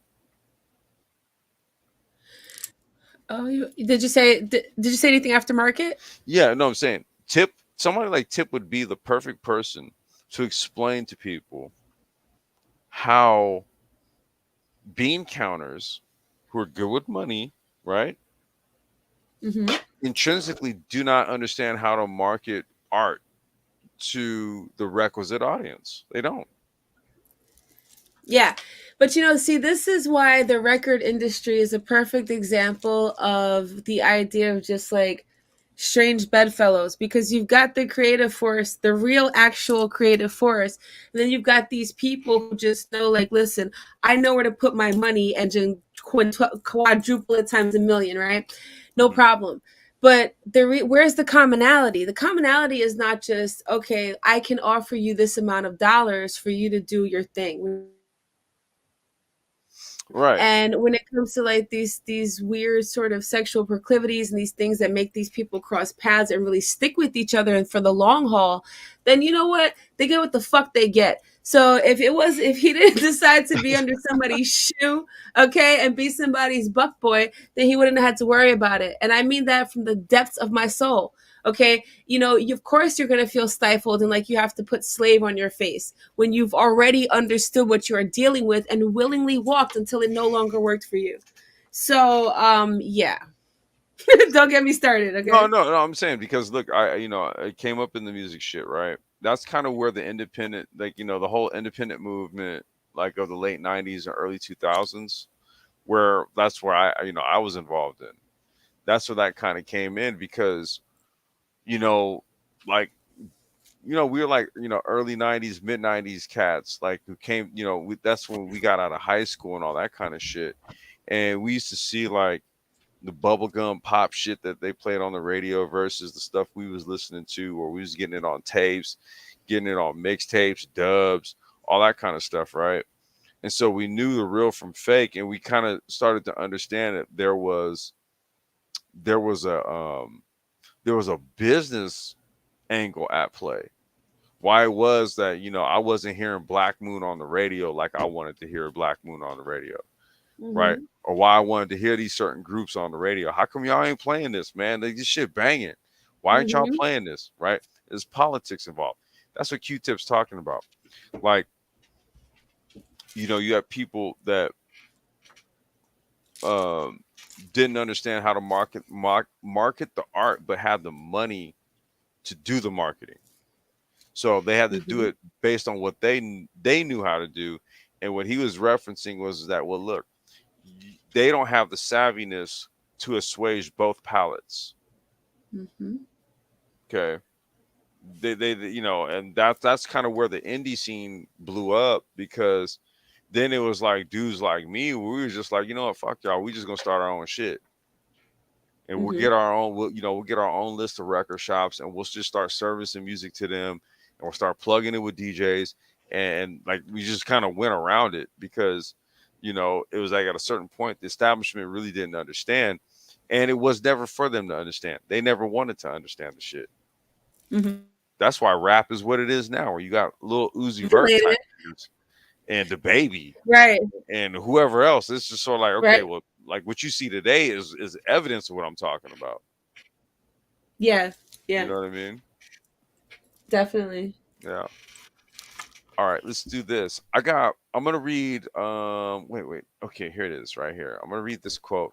And then I'm going to take a restroom break. Okay. Then I don't know if you want to take a break or whatever, but Yeah. I'm gonna Sure. read, Yeah. Let's take a yeah, break. yeah. So I'm gonna read this. We'll go over this one. We'll take a break. I'll drop the link, and then I don't know. We'll just freestyle it from there. Okay. Sounds like a plan. All right.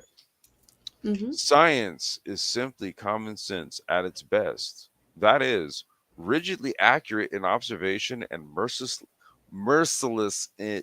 Okay, let me get this right. Science is simply common sense at its best. That is, rigidly accurate in observation and merciless to fallacy and logic. What happened after best? Okay, science is simply common sense at its best. That is, rigidly accurate in observation and merciless to fallacy and logic.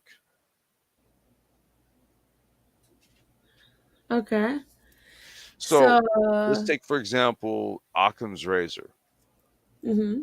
the most linear, logical, efficient explanation for something typically Mm-hmm. is going to be the most accurate. Mm-hmm. Okay. The scientific method is what we use as a standard, right? Mm-hmm. I guess you can say all facets of measurement and science and all that kind of stuff where we use you know uh either standard measurements such as inches, Wait, what happened feet. after I'm sorry, after we use, you said? Oh no, I was saying we use like you use standards for measurement, for example, Mm-hmm. Mm-hmm. inches and Mm-hmm. feet. We use millimeters, centimeters, meters, stuff like that, right? Right. So to to to to to basically utilize science to deduce something, to get a conclusion about something, we have these tools, right, that give us this rigid kind of construct to determine Mm-hmm. that. That's what I'm saying. It's weights and measures, Mm-hmm. right? Mm-hmm. There's all these hardcore things where it does not require your imagination so much. Sometimes it requires your imagination to sort out the equation, but even the imagination, when you're using it, the equation has rigid guidelines, Mm-hmm. right? Right. So it's Yeah, go basically ahead. like using all of your faculties will draw the most clear conclusion that needs to Yes, be drawn from the situation. Right. Exactly. yes, yes. Mm-hmm. This was Thomas Huxley. Okay. Gotcha. Thomas Interesting. Huxley, yeah. So he says that. Mm-hmm. I find that to be very much the case. Let's just say something stupid happens with my scooter or something, right? Mm-hmm. I don't think it's something random, right? I'm gonna like, Mm-hmm. okay, what is it doing? Mm-hmm. Exactly. Right. Okay, and then it's a process called track and trace. Okay, Mm-hmm. so what you do is you're gonna kind of isolate where the problem is. So is it coming on, but if I hit the throttle, it's not moving? Mm-hmm. Okay, so that tells me one or two things. Either it's the throttle, right? I'm pushing it and it's not moving, it's not doing anything. So that means there might be something wrong with the throttle. Um, Mm-hmm. or maybe there's nothing wrong with the throttle and there's something wrong with the controller. Mm-hmm. Or maybe there's nothing wrong with the controller, there's just something wrong with the motor, right? But the nature of the problem will tell me everything. What if I hit the button and it doesn't turn on, Mm-hmm. right? Okay, well, maybe it's the button, right? So what I'll do is I'll Mm-hmm. switch out that part with another one that I know works. And then let's Mm-hmm. just say it comes on. Oh, okay, it's the button, Mm-hmm. right? So there is a very practical method and way to deducing things down to isolating the issue or the problem. right? Your ability It's to how do we it, diagnose. yes, and your ability to do it at a high efficiency or a high clip denotes your savvy, how savvy you are at doing this, how good you are at doing this. How many times have you encountered these situations? How many times have you seen these various scenarios within a given situation? To have like the memory, the memory recall to know, oh, okay, yeah, there was one time where it happened like this. Oh, that's what that is, Right. right? Exactly. You know?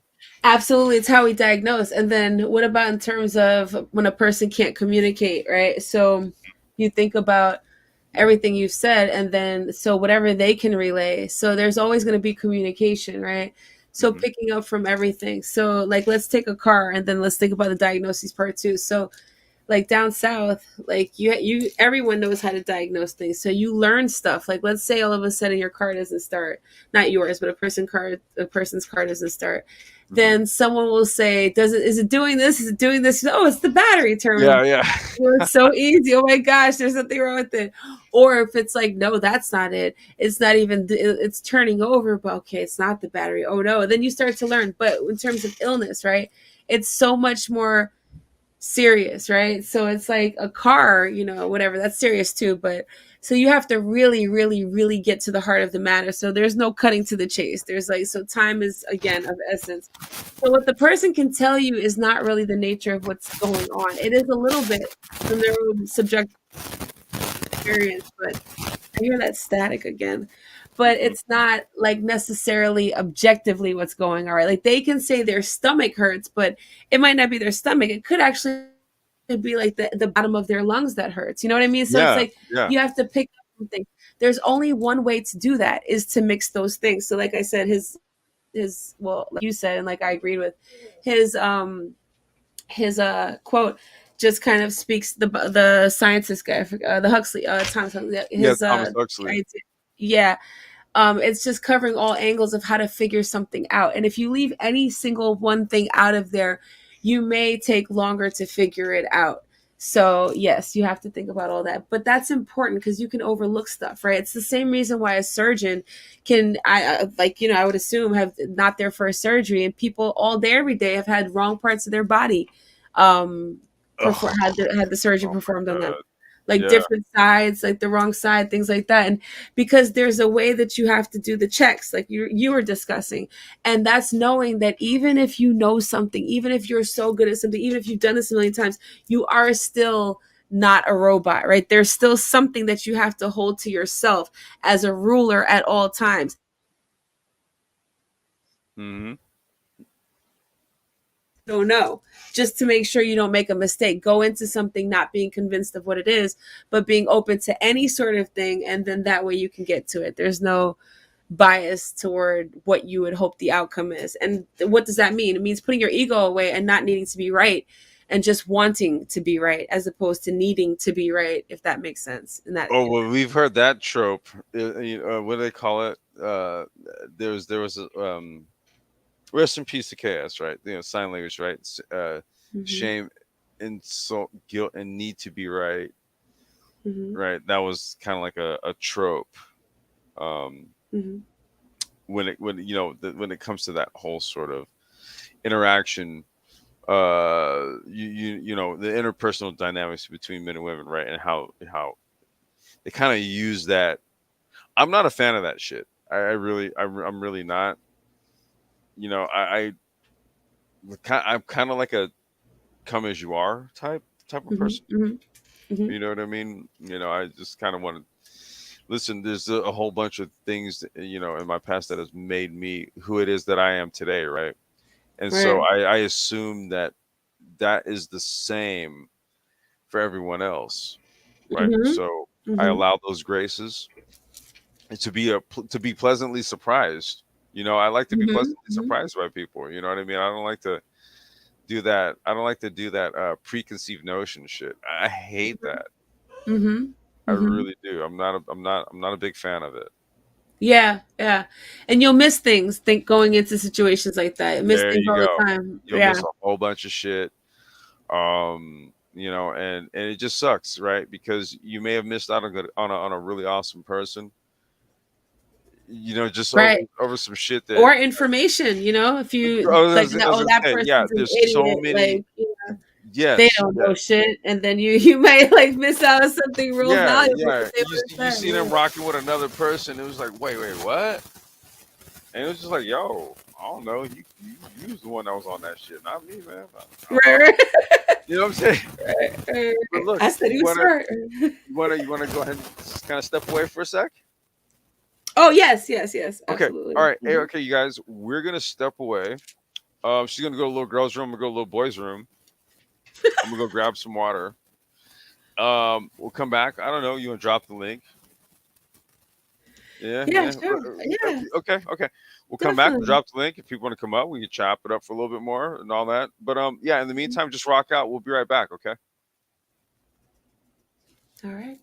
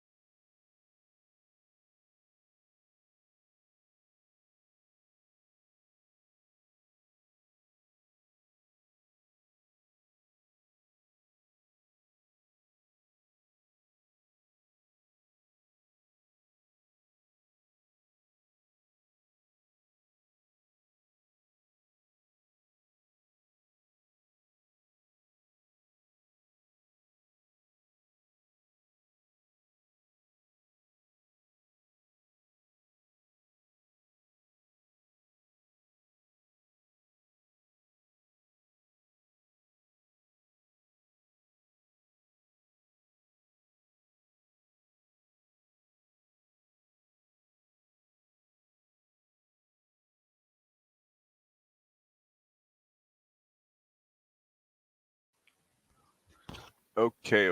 Hey, real life, you there? Okay, she might still be away, you guys. All right. So let me check the chat. Let's see. Paul, you said okay, you're doing good, man. That's good, man. That's good to hear, bro. Same over here, bro. Just grinding away. Solving the race problem. You said vote America. Okay, sure. I'm not really 100% on that one. Sir Anthony, peace, brother. How you doing, man? Welcome. Afro size. We still here, man. We still here. We just stepped away for a second. That's all. So I'm actually going to do this here. We'll throw this down here and we'll keep it going for a little bit. I'm gonna wait for Miss Real Life to come on back. But no, I wanted to kind of have a bit of a conversation about um employing savviness or what that is, incorporating that attribute into our being. Uh and again, it's really just it's knowledge and common sense and application. That's what savviness is essentially, right? Um, the word itself may sound a bit quixotic, but in all actuality, it's very simple. Like the definition of it is literally one sentence. It's in the description, right? And so that's why oftentimes I like to do these types of live streams because I think oftentimes what we'll do is we'll look at certain types of virtues as some sort of, again, it's some sort of unattainable concept, some sort of unattainable ideal, right? That we can't actually become. We can't be savvy in things, right? Savviness is only relegated and it's only reserved for certain types of people. BS. That's a lie, right? Savviness is a practice, right? It's application in whatever you're doing. That's why I was like, okay, we can make it, and that's why we read all of these different quotes and stuff, right? We kind of just talked on various sub subject matters, right? In relation to the main ideal, because savviness is expressed in your profession, it's expressed in society, it's expressed in how you either run your home, run your or your own life.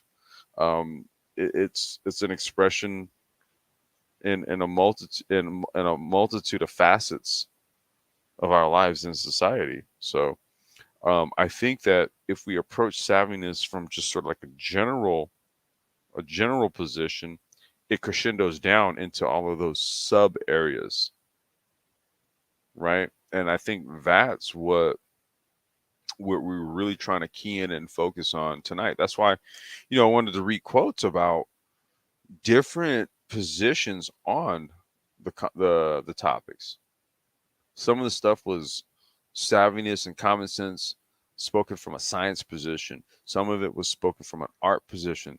Some of it was the quotes that we covered were from different positions, but there was a underlying base theme, right? There was an underlying base theme with all of it. And that was the whole point. It's sort of like, okay, this kind of transcends whatever venue of society that you're operating in, whether it's business, family, personal, doesn't matter. Social, shit don't matter. Does not matter. This real, you there? Or are you still, she's still away. Okay. All right. So, um, so no.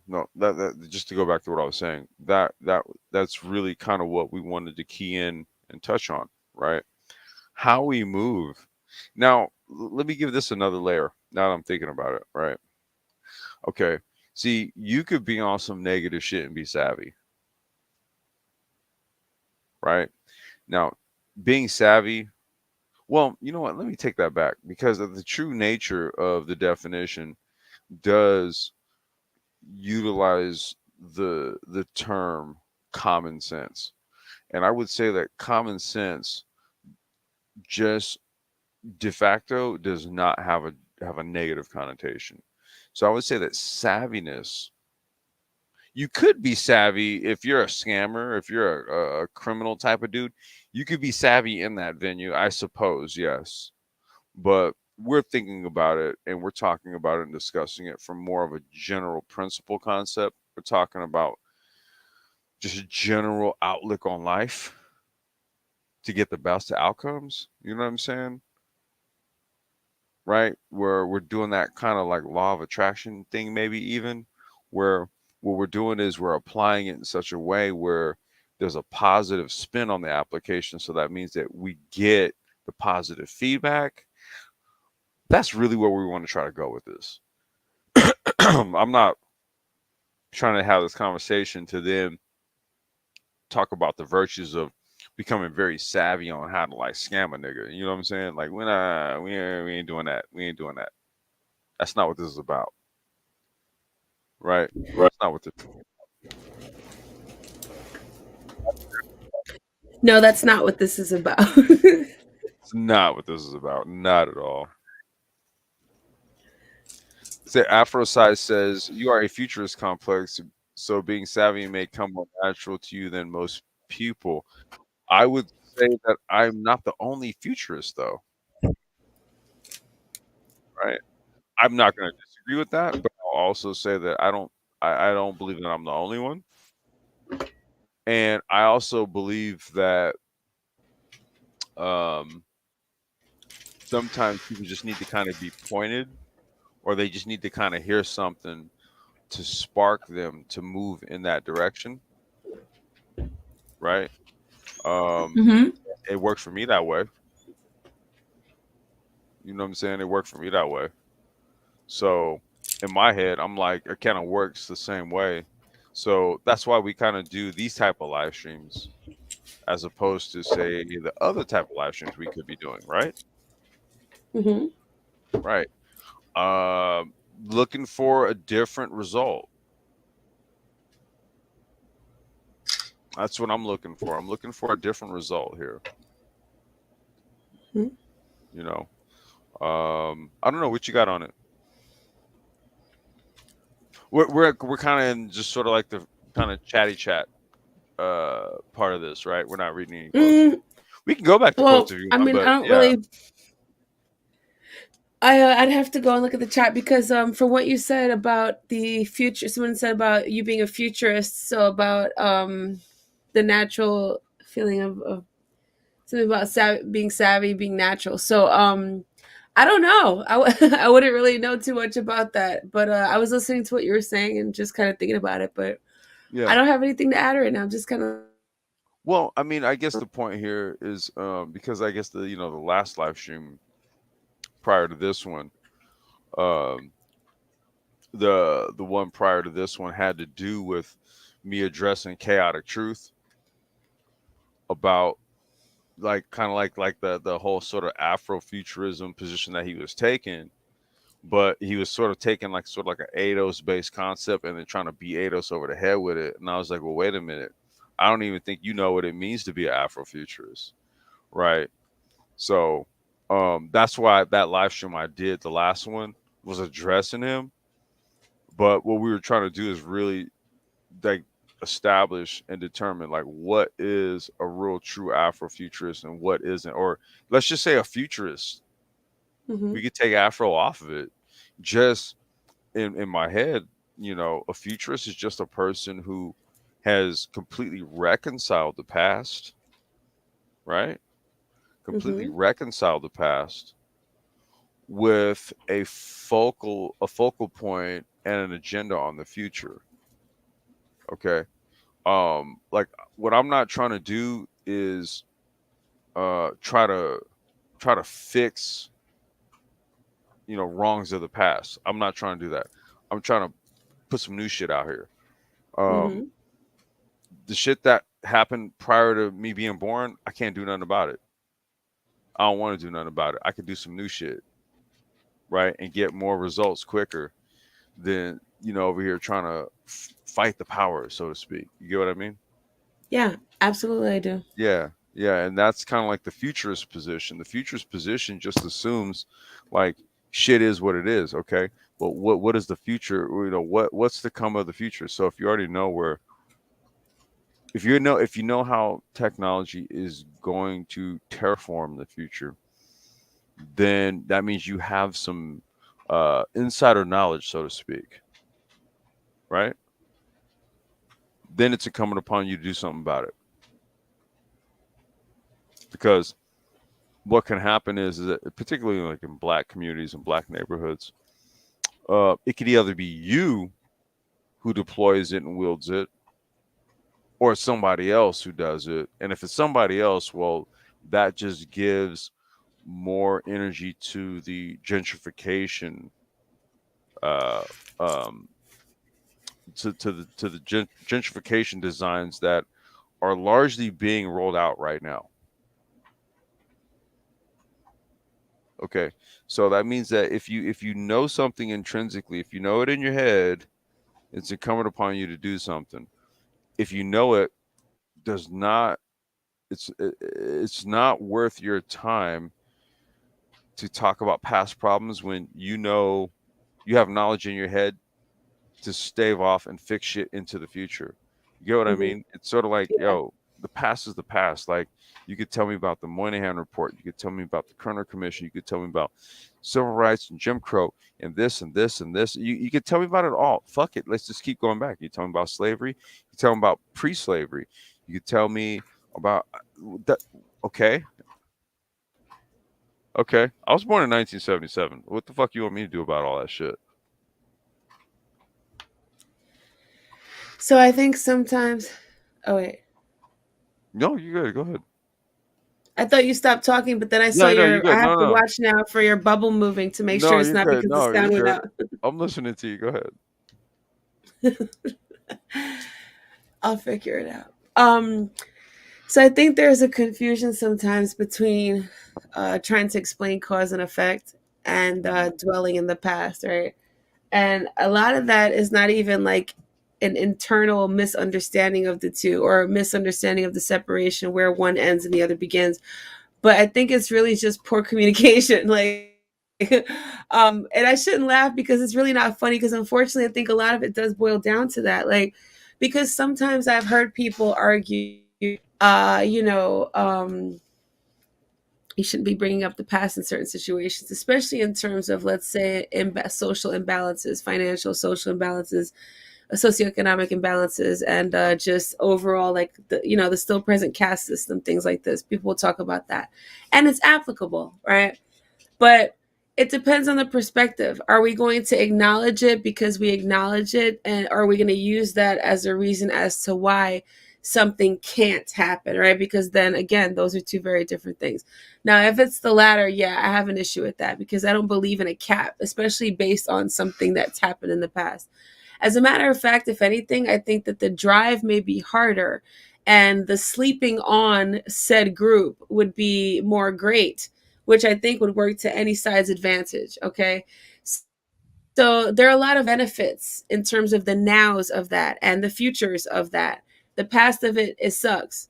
And I think that even if some of it has been shoved down our throats to be looked upon as something more helpless rendering than it actually is, right? Which is Mhm. the problem.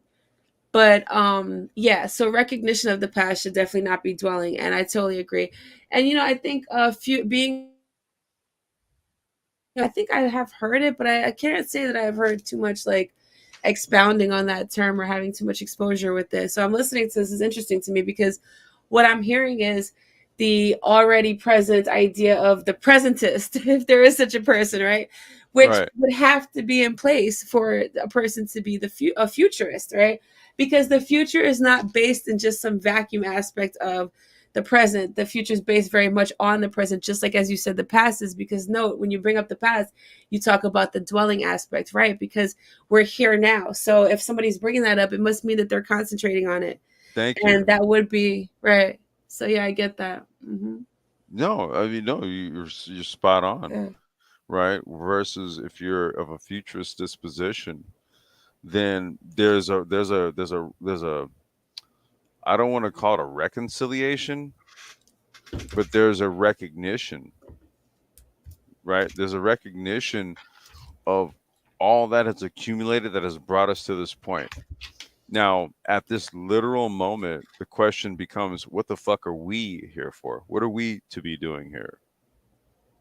And that's the question that literally circulates in my head. It's not questions about what happened in the past. It's like, okay, so all that shit led up to me being here today. All right, so Mm-hmm, what am I mm-hmm, supposed to be doing now, right? And from that position, I'm not of the mindset to kind of go back and forth with people about who made decisions about what and who did what and all that shit. I mm-hmm. don't care. Don't care. Mhm. Don't care. Yeah, Like, because if it's not rendering you helpless, you're not gonna care that much. Like, yeah, like I said, you feel how you feel about it, but it's not gonna be like something like if you lose the fight, you keep dwelling on it. Like if you win the fight, yeah, you may definitely talk about the fight. You may definitely absolutely acknowledge the fight, but it's not gonna be some sort of a crippling thing. It can't be because that's the place you are in. So that you can't look at it from that way. but It's not a winning look at it like attitude, you know. look at it like this, dude. I got a daughter. I have a child. Mm-hmm. Now I get it, right? Like I guess in this manosphere space, if you're a man and you have a daughter, right? That's sort of like a taboo type of thing, right? Because I guess there's some sort of deference you're going to be giving to the female folk because your child is of the female gender, right? But I argue to say, well, a child is a child, and I think what you're going to do is you're going to have the same sort of deference either way. It really just kind of depends on what God bestows to you, a son or a daughter. Okay, whichever one you have, you choose. Okay, you do accordingly, right? Mm-hmm. But Mm-hmm. for me, I don't have any interest in like just going all in on a fucking scorched earth policy when I'm trying to see the best outcome from my child, Mm-hmm. right? I don't have that. So as a futurist, right? As a futurist, I'm saying, okay, well, what is the motor mechanism going into the future that's gonna ensure some form or some level of wealth and whatever, Mm-hmm. considering all this crazy shit we're going through. And, oddly Yep. enough, it's all these technocratic type people that are making a shit ton of money right now, right?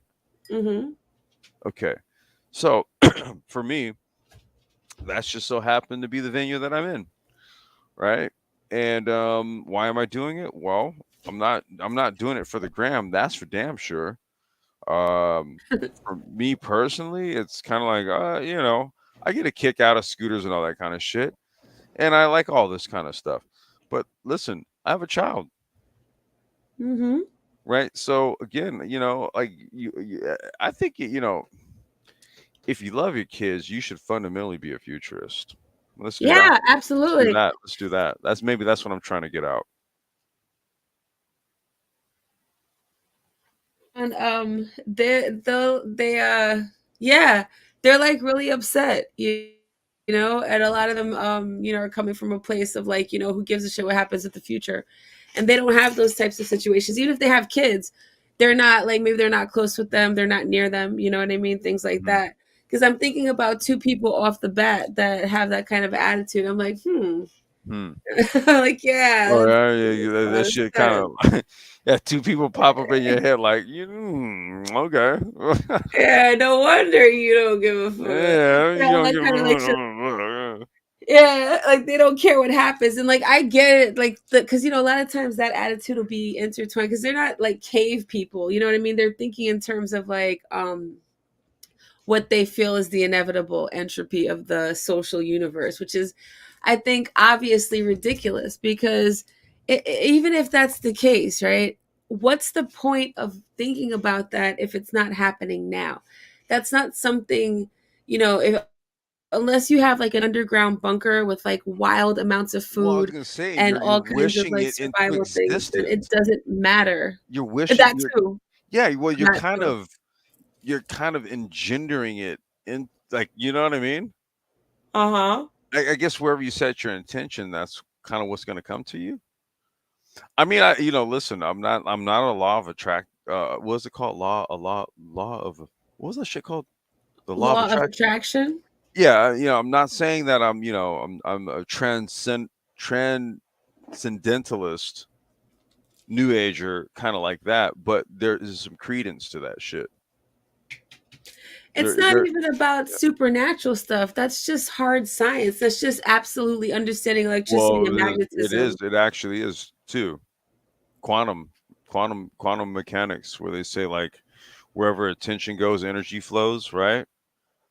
That Right, whole right. thing. You have quantum theorists and all this kind of stuff, and they've done researches into all this type of shit. Right. So it's That's what I'm saying. That's why it's yeah. very much not like some hokey type of anything. It's very much hard, it's not manipulation of matter per se. It's just the way things are. It's just the way No. things work. Yeah. Hey, well, look, we got a couple of comments. I'm going to read these, okay? Let's see what. Okay. So, Ryle said, learned helplessness is disguised as speaking truth to power to the very people you allow yourself to be dependent on. One big mind fuck.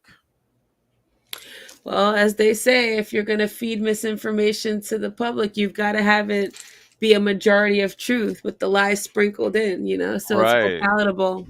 Yes. Yes. They do say that. That is absolutely true. Right? Mhm. Isn't the mainstream media guilty of that shit? Yeah. I would actually even say it's more of like the opposite though. It's a bunch of lies with a little bit of truth sprinkled in. Wait, Because I'm sorry. You went you out. You said said it no, was the what? no, you said it was truth with a little bit of lie sprinkled in. I said, but when it comes to mainstream media, it's the opposite. It's a fucking lie with a little bit of truth Yeah. sprinkled in. You might have a point there. Yeah. Hmm. Like every so often you'll hear a nugget like just like, wait, did you say what did you say? You know what I mean? Uh-huh. But when you're watching like the mainstream bullshit, like you get what you typically expect, right? A fucking lie, right? Yeah. Yeah. Yeah, yeah, exactly. Okay. And that's key there because they want it, right? So Yeah. it's become part of that's the whole circus's idea, right? They've got to want it because there has to be an element of being entertained. It's beyond just holding attention because Oh back in the yeah. day, there were Oh only a yeah. couple of different things. So you didn't have to really vie for people's attention. But now, I mean, it's got to be like, and people like scandalous shit, you know what I mean? So like they've turned the news into that. It was always that. But Yeah. now it's like really that. So it's like basketball wives and shit, but it's the news. It's like I the mean, weather and shit. now it's just it's so over the top, right? Like now, if you're conservative, this go to Fox. If you're progressive, this go over here. If you're this, go over here to CNN. Go to MSNBC, right? Like whatever you can kind of pick your flavor of propaganda. Like it's Uh-huh. it's so it's so genius.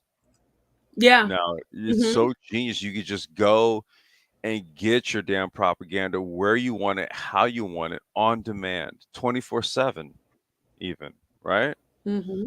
So it Hmm. is it's yeah, we're yeah, we're in a stage where you literally just go to your venue to get your dopamine hit of which you feel you Hmm. you need other people to validate your thoughts, right? Hmm. It's never like really sourcing out information to kind of challenge what you think or know to be true Hmm. so that you Hmm. can kind of get a better synthesis. Rael, I just wanted to acknowledge him before I keep. Okay, Yo, he's what up, man? yo, what up? Okay, you good? Yeah, go ahead. I'm listening to you rock. Okay. Um, okay, Afro Sci-Fi says, I don't see myself as savvy. I am a science fiction fan, more novels than movies, which has kept me up to date. Neil Stevenson wrote about crypto before it existed. Well, I would say you should what you should do is look at the nature of what it go back and listen to this live stream. because reading the quotes, real life and I, we kind of touched on the nature of savviness from a multitude of angles, right? Sometimes you're savvy about shit and not, and you don't realize it because we don't, Mhm. we intrinsically don't understand what it means to be that, right? We don't understand what it means to be that. Sometimes it's something that is inherent or it's intrinsic, but it's not practiced. And what it requires is just you to simply start practicing. But there are things about you that you are savvy in. It just really becomes a practice at that point. Mhm. Okay. I was well So put. Yeah. yeah, I don't I will I what I don't like I don't and don't take this the wrong way after sci-fis. But when I read, I don't see myself as savvy. I don't like to read that because I think we all are in some way, shape, or form. And I don't even know you. But you know what? It would be wrong of me to assume that you weren't as opposed to you being savvy in something. I think it's more of a correct assumption for me to assume that as opposed to me assuming that you aren't. Just on the basis that I Mhm. don't know you. I actually would agree with his premise or her premise. I don't know if that's Go ahead. Go ahead. Go ahead, Rob. You got it. her. Oh, hi, Ra. Hey, peace, sis. Hey. The reason why I would say that is because, um, when you read, up on psychology, one of the things that I found out was that the human mind is conditioned to think negative first, and this is an evolutionary thing. It came out of humans' experience with the dangerous external environment.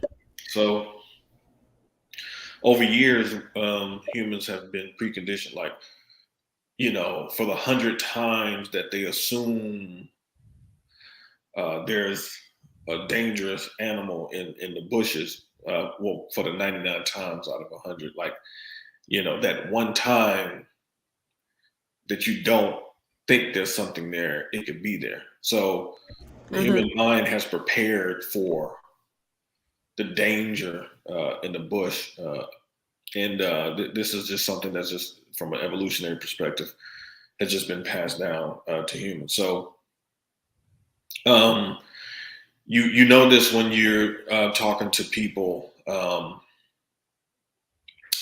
have a kind of funny story uh, from my homie from college and his experience with an ex of his. Um, they were his girl at the time was constantly complaining in the relationship, and so he said that he had just a sit down talk with her, very calm, very rational. He said, "Look, you keep complaining about you're not happy." He said so. Very plainly, he asked her, "What can I do to make you happy?" And her response was, "I don't know. You figure it out."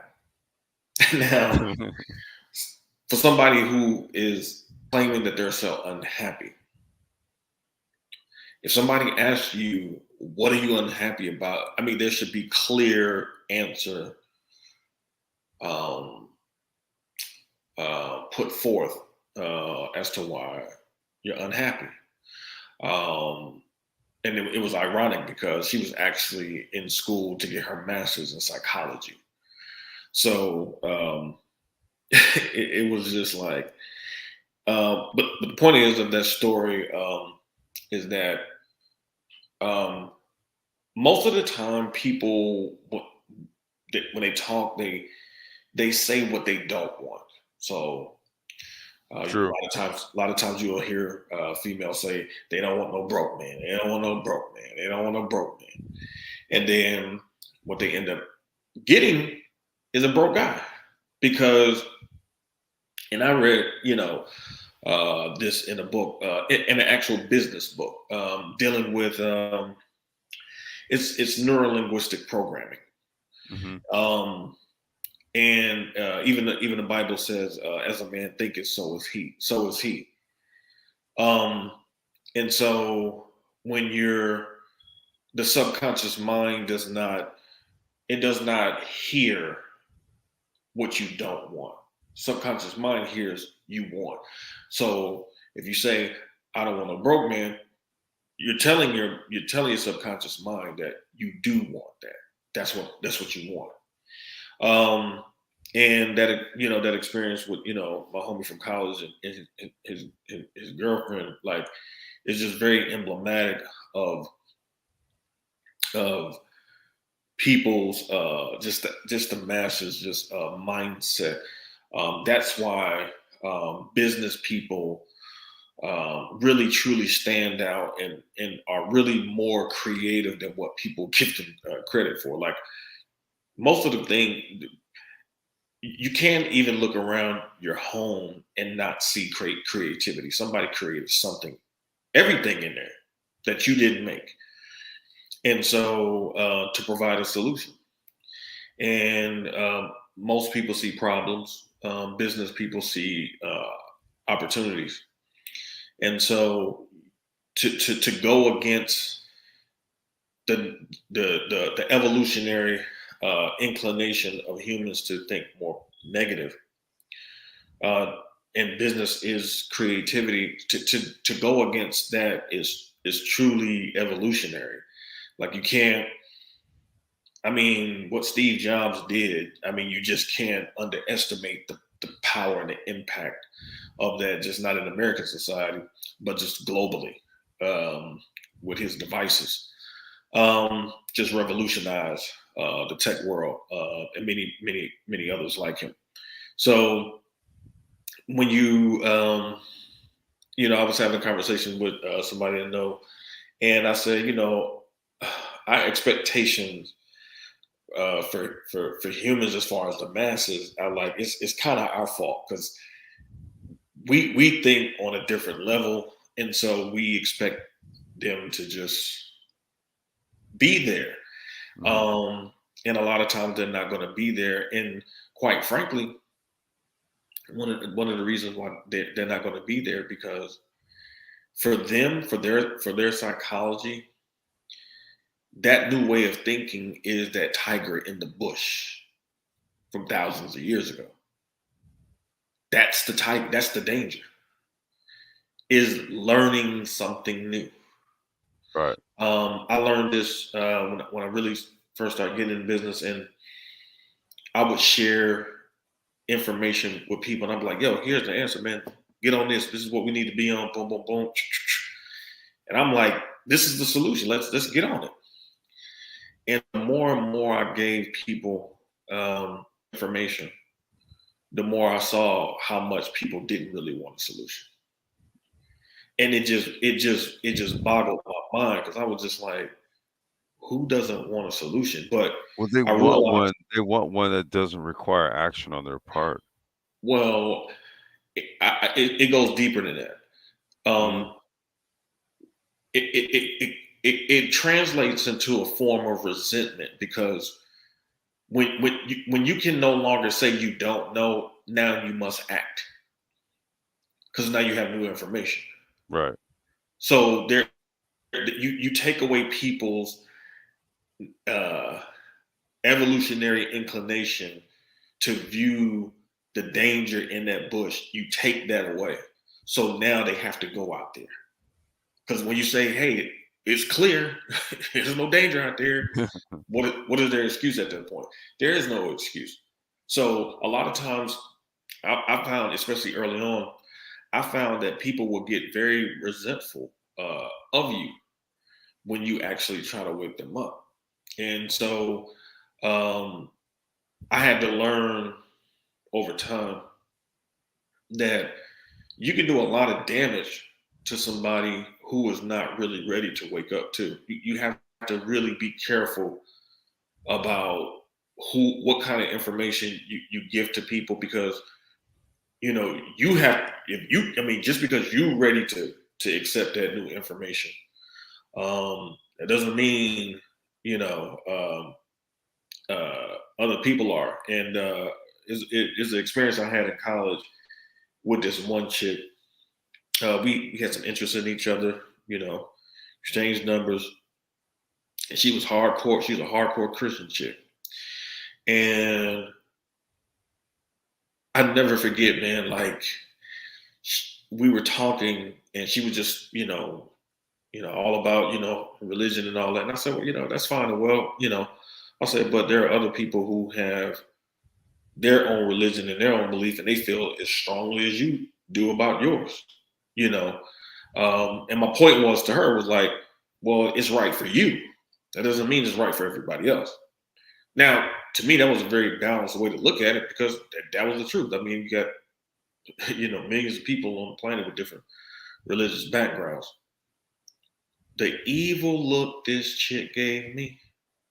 Let me tell you something, man. Like, I mean, her eyes, if looks could kill, I'd have been in the grave. So it was just one of those moments where it was like, she was just not trying to hear that. Like, even though that was the truth, even though that was the reality of the world, like, I didn't even say like she was wrong for believing in Christianity. I didn't even say that. I just merely said comparing her to other people, they feel, just as strongly about their belief system as she did. But that wasn't, she wasn't trying to hear that, like, And I learned a valuable lesson back then. You got to be very careful, like, when you really do put some information to people, because especially in times like this, like, information and innovation is coming at people, at warp speed, man. Like, Yeah. you got to, like, that person, you got to know who you're talking to, because everybody is not going to be really ready to accept the changes that must take place. There's going to be some people who just don't accept it, they reject it. Oh, tell me about it. Tell me about it. No doubt, man. It's just, but that's their choice to do so. That's their free will choice to do so. And I'll never forget, man. This dude, he said he was talking about, our group specifically. He was like, look, man. He was like, man, you in a war, man. He said, and the reality is that you're gonna see, it's like a war, like on the battlefield. You're gonna see people drop. They're gonna get laid out. Boom, it's over with. He said, you can't waste time running to them trying to save them. He's like, because you're gonna get taken out. You gotta just keep pushing. And that's really what it really comes down to, because people you related to by blood, like, you could drop the information right there, and then it's right, and they just will be like, no, I'm not believing in that. I don't care what you say.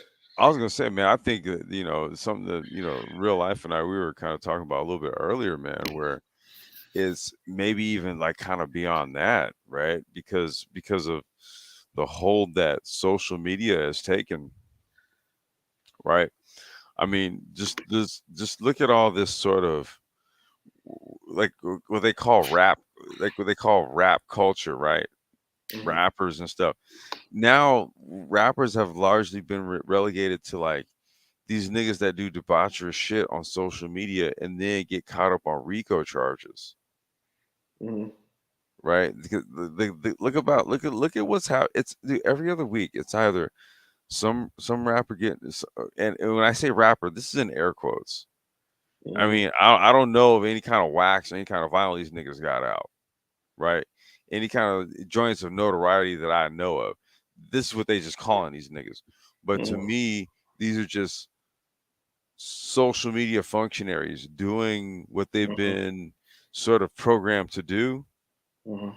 right? Play out these tropes on social media, post shit to get them incriminated, right? All the while doing the actual activities on the ground so that from a judiciary standpoint, we can hit them and slap them with the charges using a digital footprint, i.e., his social media posts, for example. Right? This is sort of like that new paradigm we're in, where that literally does not denote any sort of savviness whatsoever to the digital paradigm that we're in right now. Just getting entrapped and ensnared. Just easy peasy. I mean, it seems like every goddamn week it's some new rapper that's gotten arrested, somebody's got shot, somebody who's killed, and it seems like the mechanism to power it all is social media. It's just internet shit.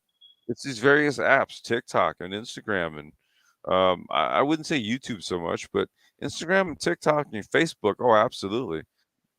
Well, in terms of Clubhouse. people living though, I mean, and I just recently, I mean, I knew people were on social media heavily. I mean that's obvious, but like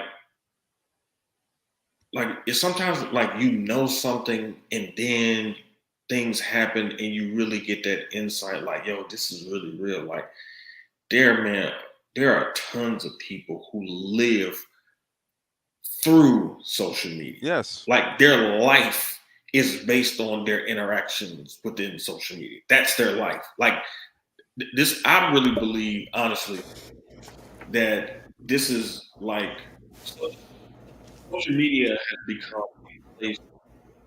Social media has become a substitution for a lack of personality. Like people are using social media Yeah. as a way to buffer the fact that they don't have a personality, especially Dude, when it comes to a lot of females. Like what there's dudes too, but it really enraptures like women, man. You got these filters, and you know you're not really living in reality, and it's like a drug. And so you know I've been saying this for a long time, like you know, and this is even going back to the '90s, man. Like one of the things that we appreciated, man, about you know shorties from the '90s, man, was the originality that we saw, you know, especially coming up Generation X, hip hop culture, stuff like that. Like one of the things, one of the sins, man, back then was biting, you know, copying people's style, man, because originality was really something, man, that people really well, that's where literally that's where your recognition came from. Like there was no such thing as a cloud chase back then. nah. Either you were original or you was biting somebody. Like that's Right. kind of there was no gray area. Nah, it wasn't great. There was no gray area, dude. No, not even close. And you know, in my interactions, you know, on social media, you know, on both sides, because you know we've been privy to certain conversations with dudes, and you just listen to these people, and it just be like, man, they have no personality whatsoever, man. Like it's like if you took them to a function were like really like adult people, and they would have to interact and mingle and have small talk and things like that, and ingratiate themselves with people. Like they couldn't do it. Like they couldn't do it. Like um, it's just something that's just very vital, missing a vital component missing to their emotional stability. Like you know, I can mingle in any, you know, type of settings because I'm just that sure of myself. I'm confident in myself. Like I know how to talk, I know how to speak, I know how to articulate myself.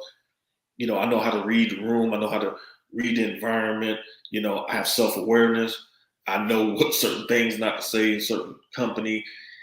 There's a lot of people out here, man, you know, that really don't have those social, you know, those soft skills, those social graces, like Yeah, I was gonna to say really like just understand, man. I said that I said earlier that which you would refer to as soft skills, but Yeah, he sure did. He mentioned yeah, that. yeah, that's what I'm saying. I said Ryle would refer to these as soft skills, but we're just talking about social savviness, man. Like with that regard, real life, you got something on it?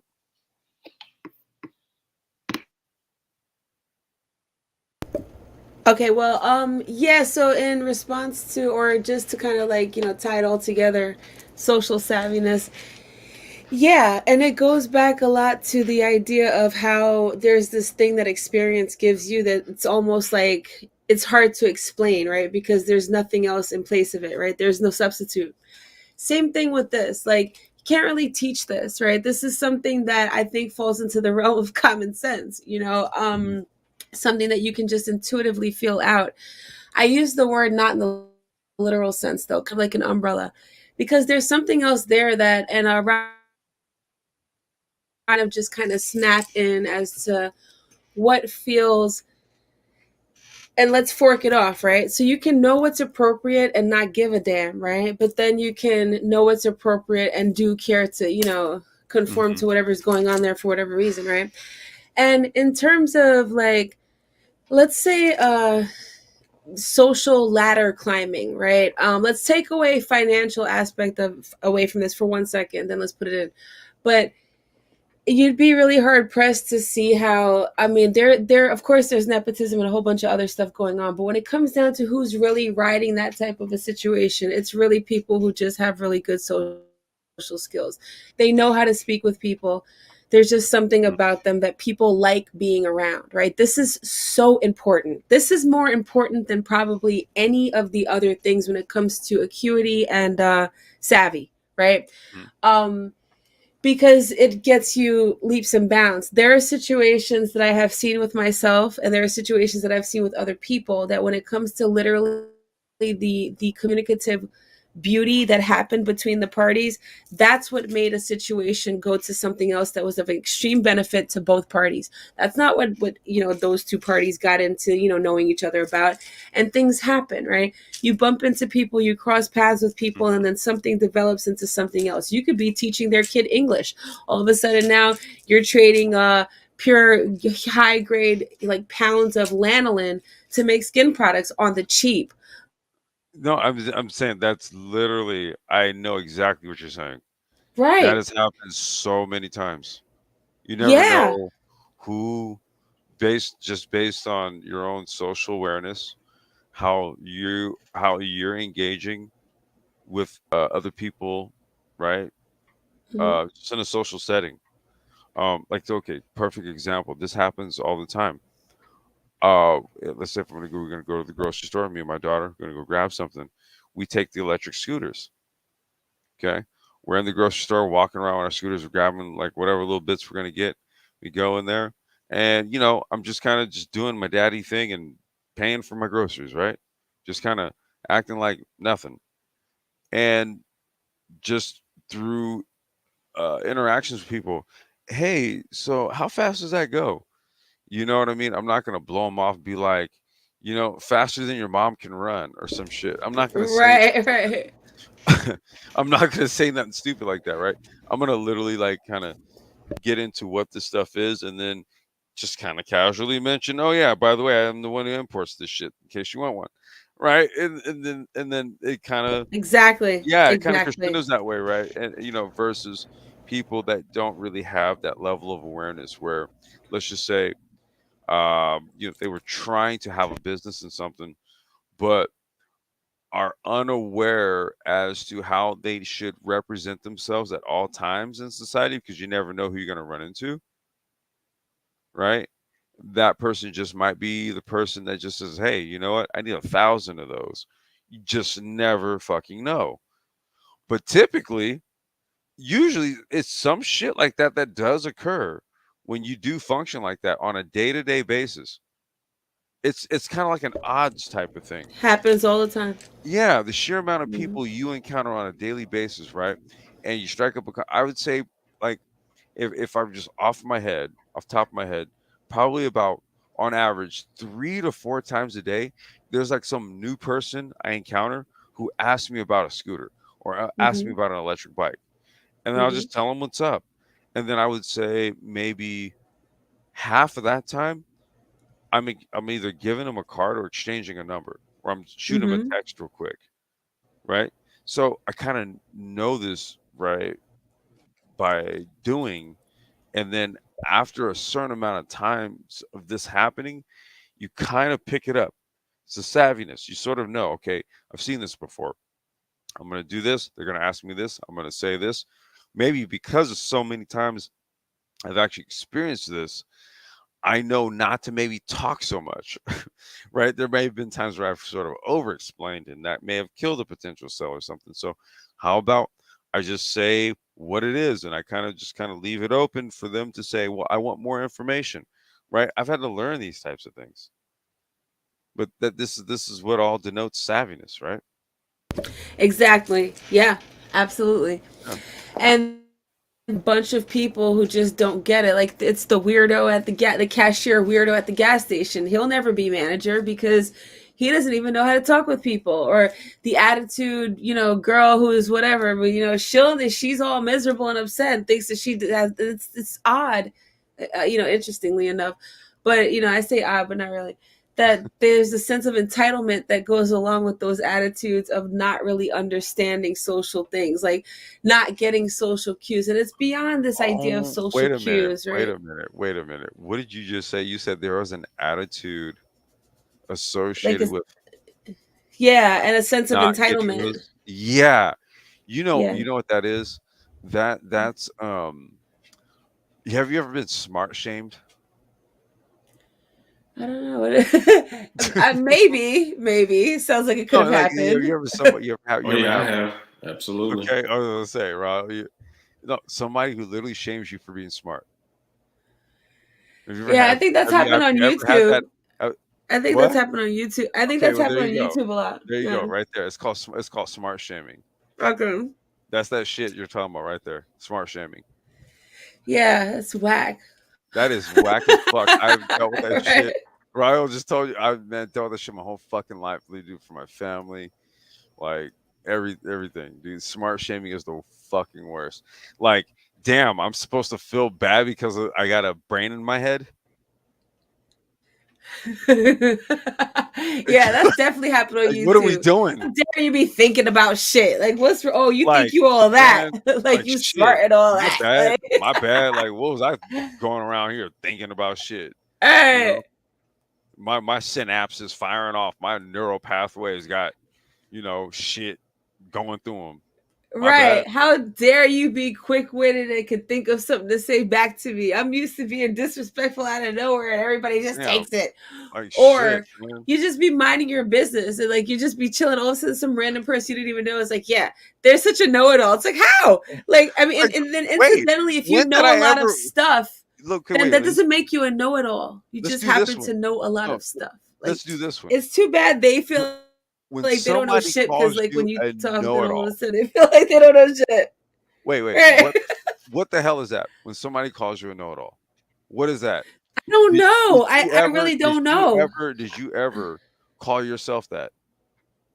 Have I ever called myself that? Yeah, like somebody you fucking know-it-all, and it's like, whoa. When did I ever say I fucking know-it-all? Right, exactly. No, never. No, I know everything. No, I've not No, ever never said said this that. shit. Hold on, but see the thing is though, is that this is not something that you first or people first experience as adults. Usually people first experience this as kids. Kids, So yes. so you have Wait, people what you happened? have I didn't hear. All I heard is the thing is that I didn't hear anything else. no, I No, said this wait, Ryan, repeat that. I was saying that the insulting your intelligence is something that usually people experience as a kid first. That's why it resonates so much. So Oh, that yeah. shows you how early the learned helplessness begins. That shows you how That early makes it begins sense. because I didn't even think about that part. it's passed down from an adult. The adult is the caretaker is primarily responsible for that mindset. So they take that what an adult feels um, and takes it to another kid. So you have an adult teaching a kid inferiority through intelligence. Right. This is why smart and intelligent kids get beat up because it's learned behavior to attack. Usually I see what you're saying. that's why bullies attack intelligence Yep. because Jesus. say that again. No, it's just so ill to listen to you say this. I hate to cut you off. I want you to finish your thought, and then I'll say I can wait. Go ahead. No, go ahead. Go ahead. it's very interesting hearing you say this, because at first when I was listening to you say smart shame, and then I was listening to you guys, I'm thinking like, yeah, it makes sense. But then when you're describing it, and I'm like, yeah, on YouTube, but then you're saying from youth, and I'm like, yeah, because I can think of times where like maybe like let's say you read a little bit fast. I forgot about that. And I thought about that goes to me back to, unfortunately, a gender thing, because girls don't usually bully other girls for things like that. They'll usually bully off like things that they're upset about in terms of like appearances, or they'll insult people. They'll insult their fellow peers with appearances. So I'm listening to what you're saying. I'm thinking that's a whole different exposure, because that absolutely happens all the time. And especially with, I think, in terms of like getting beat up or something like that because of being considered like so-called nerdy or something like that. Yeah, I forgot about that. It's just very interesting hearing that. Yeah. Yeah, I mean, then you basically have a behavior that devolves over time. I mean, this is why you have such a low proficiency level when it comes to reading in Black America as it relates to Black boys, because intelligence is something that's been used. Intelligence is something that's been used to get Black boys that ultimately become Black adult males to operate in terms of submission, and when they should be the ones being submitted to because of the intelligence. So this is why there's such a pushback. We had like an argument in this space for damn near 3 years about educated lames and so-called cool guys. And so why do we have to have that conversation for so long? Because that shows that it's so ingrained in Black America, like intelligence, creativity, imagination. These are certain things that, especially when it comes to males, that is even females participate in the bullying towards guys in this aspect. And so it's just one of those things. Like I said before, like it typically starts from the kid level, and then these people become adults, and what they felt at 8 or 9 when this person made straight A's, and how, because the thing about it is, this is one of the things that I learned about achievement through people. For people who choose not to achieve, when people achieve something outside of them, they take it as a slight a lot of times. They take it as an affront to them, like you're trying to show them up. Like, it's like, no, I'm here to make good grades. I don't know what you're doing, but I'm here, exactly. I'm thinking about I'm you. here like to shine. Right, and in my household, it matters, even if it doesn't matter in their not paying attention to them household. Absolutely. Right. And so people really be thinking like that. They really be on some like, this person trying to make me look bad. You know what I'm saying? Like, it's like how I can speak to you. Okay, so as a woman, you get your hair done, you fly, and you come around another female who ain't as fly, and she say something smart that just about how you look, and she's saying it to try to bring you down. Hey, it's that kind of thing. You know what I'm saying? Like, it happens on YouTube all the time. Right. That's what literally is YouTube. Right. But you didn't get your hair done to make another female look bad. You did it because you want to look good. But that female, she's internalizing it like, yeah. She's looking at you. She know you look good, but she's internalizing it like you did it to make her look bad. And it's like, no, you did it for your own self-fulfillment. Self-fulfillment. That is like the strangest shit ever.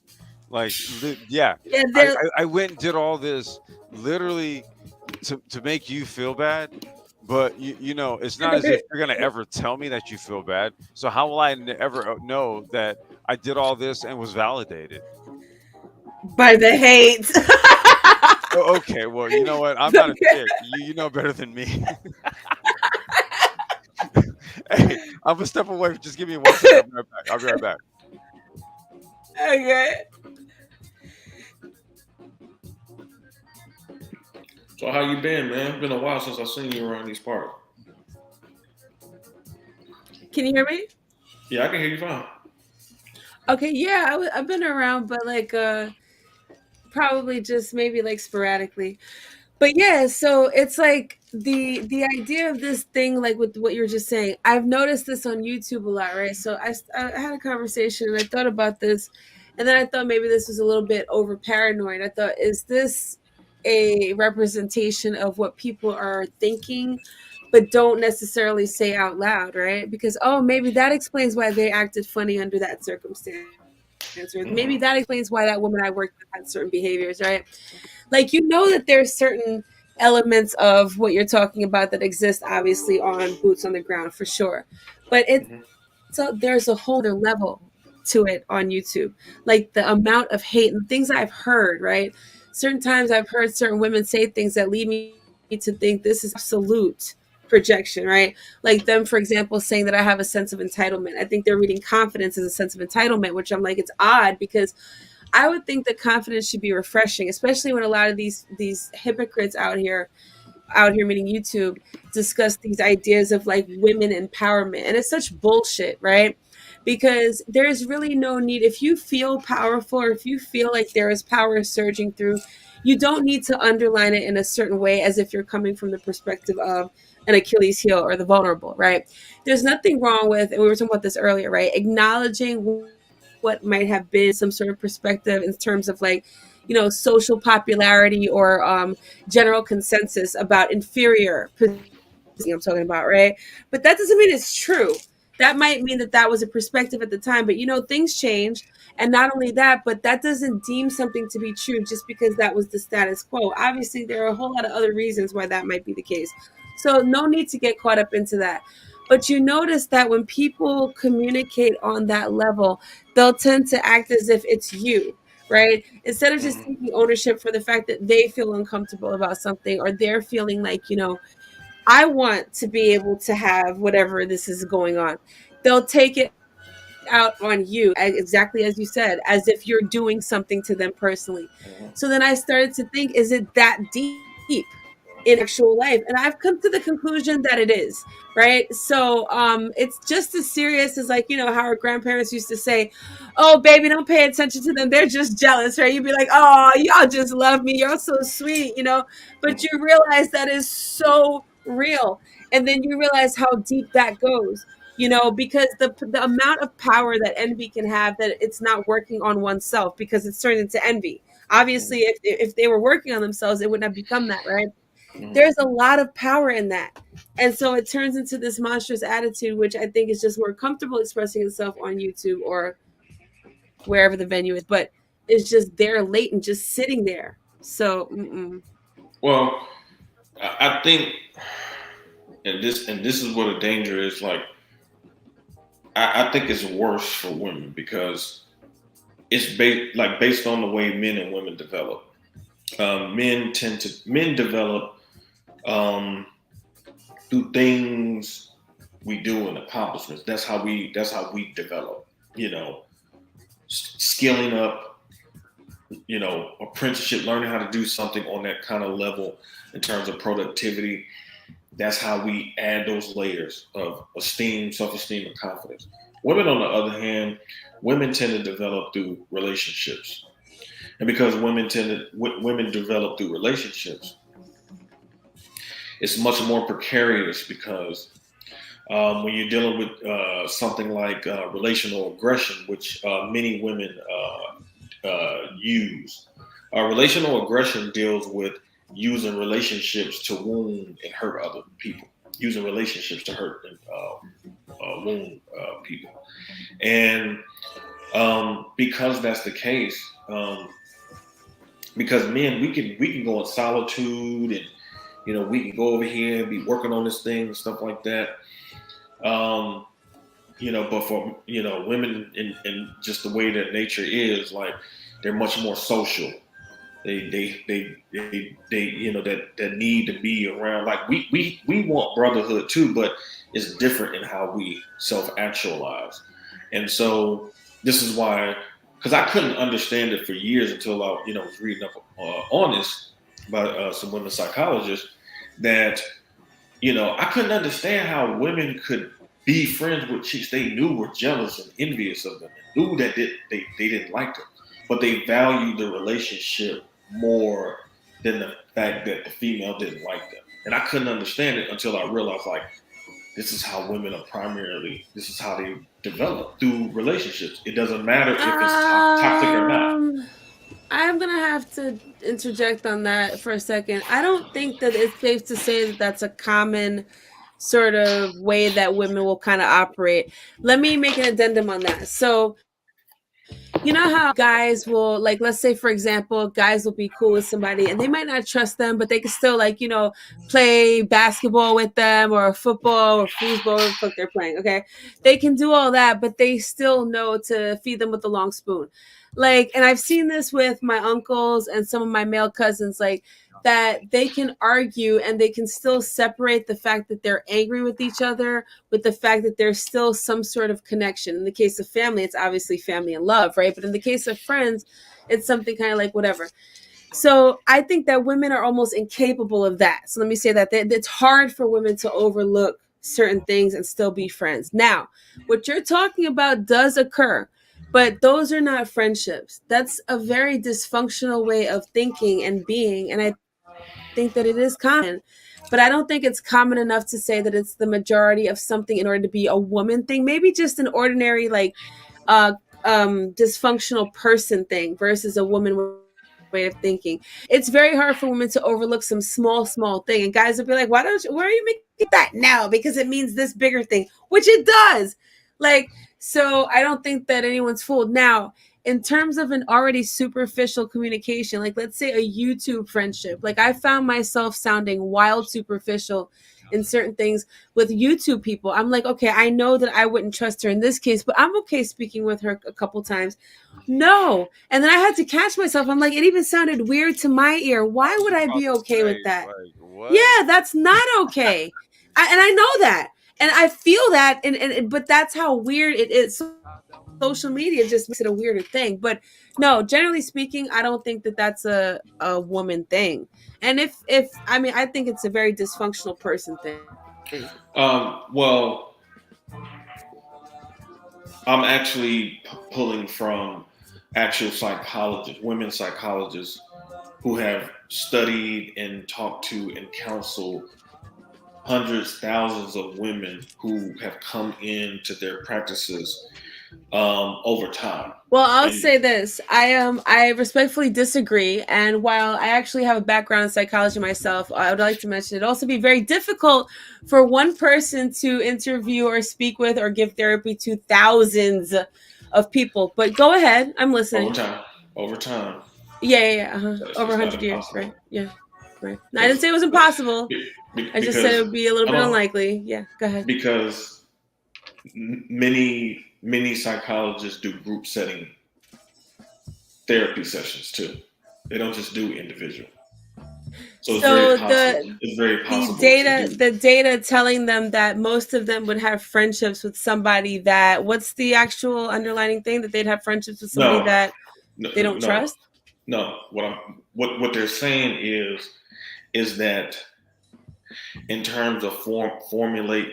Okay, I was reading this book on emotional branding, how companies emotionally brand their products to sell to women. So you got people who spend billions of dollars on research on how to emotionally lock into women in a way that makes them engage in retail therapy. Okay. So he was like, he referenced a woman who was an advertiser, And the woman said, she said, when it comes to men, when they want a product, she said, men look for information. She said they'll go online, they look the information, they hone in on the product that they want. They don't need input from guys. Like, when we want something, we just know where to go to get it, and we go get it. She said, when it comes to women, she said, women don't look for information, they look for opinions. She said, so for example, before a woman, she was talking about, she used a couple of examples. Like she talked about women or young women who were in high school, and before they go to prom, they try on their dress, they'll take pictures, and they'll send it to their friends and say, well, what do you think? She said, it's just a different approach. And so what she was saying is that the lack of nourishing and wholesome female relationships is problematic for women's development, because this is primarily how women do develop. So when you have a lacking, and obviously when you have a feminist-based type culture, you're gonna have that. That's a major piece missing in terms of this. This is why we see so many grown adult females who act like children, because they're not fully developed. They're adults. They look like adults, but when you talk to them and you have a conversation with them, a lot of times it's like talking to a 12-year-old, because the maturity level has not gotten there. And so in a time where you had elder women who were instrumental in teaching a younger female about how to be a young lady and a woman, you would have a time where a 12-year-old could cook and clean and could run the kitchen, run the house, because she's been groomed to do so. Whereas you got women in their 40s and 50s now who can't even keep a house clean and can't even cook. What's the difference? Because the lack of that relationship that they learn. People think that women are going to go out here into the world and learn how to be a woman. That's not where you don't go into the world to learn how to be a proper woman. That's not where you learn it at. You learn this in the home environment through elder women who are supposed to show you. You emulate what they do. And so the relationship aspect. And it was something that was said to me some years ago, where a woman said, it was a sister, and I really felt her saying this. She said, I don't think y'all men really understand how much we need female bonding. And it was the first time I had heard a sister say something like that. But through things I have read, I know that to be true, because that's the way women develop. You know what I'm saying? That's the reason why women will hold on to toxic. I agree with you. They're not friendships. They're not friendships at all. But in their mind, hold on. Mm-hmm. In their mind, their perception is that it is a friendship. It is a friendship. They're using that relationship as a friendship. If you look at the movie Mean Girls, that movie is a prime example of how these toxic and dysfunctional relationships work. It's a perfect microcosm of what we see out here. Even though, even when a female knows that this relationship is toxic and she's a quote unquote good girl, she will still engage in those relationships, because those relationships really mean something to her. And that's what, whereas opposed with us guys, and Complex, he can back me up on this. We're not about to be friends with a dude in our circle that don't like us. We ain't doing that. We ain't rolling like that. If you ain't feeling me, man, we out. Because we know we're gonna lock horns. It's gonna be a fight. I don't keep cats around me, man. We're not gonna do that. Snake. Yeah, we're not gonna do that, because we need you to watch our back. So we're not gonna have somebody in our circle that we don't trust to watch our back. Even on the other hand, they'll do that. So I think it's yeah, I hear a lot of, I hear everything you said, agree with a whole lot of it, particularly about learning and how women are learning, right? How girls are learning who are becoming women.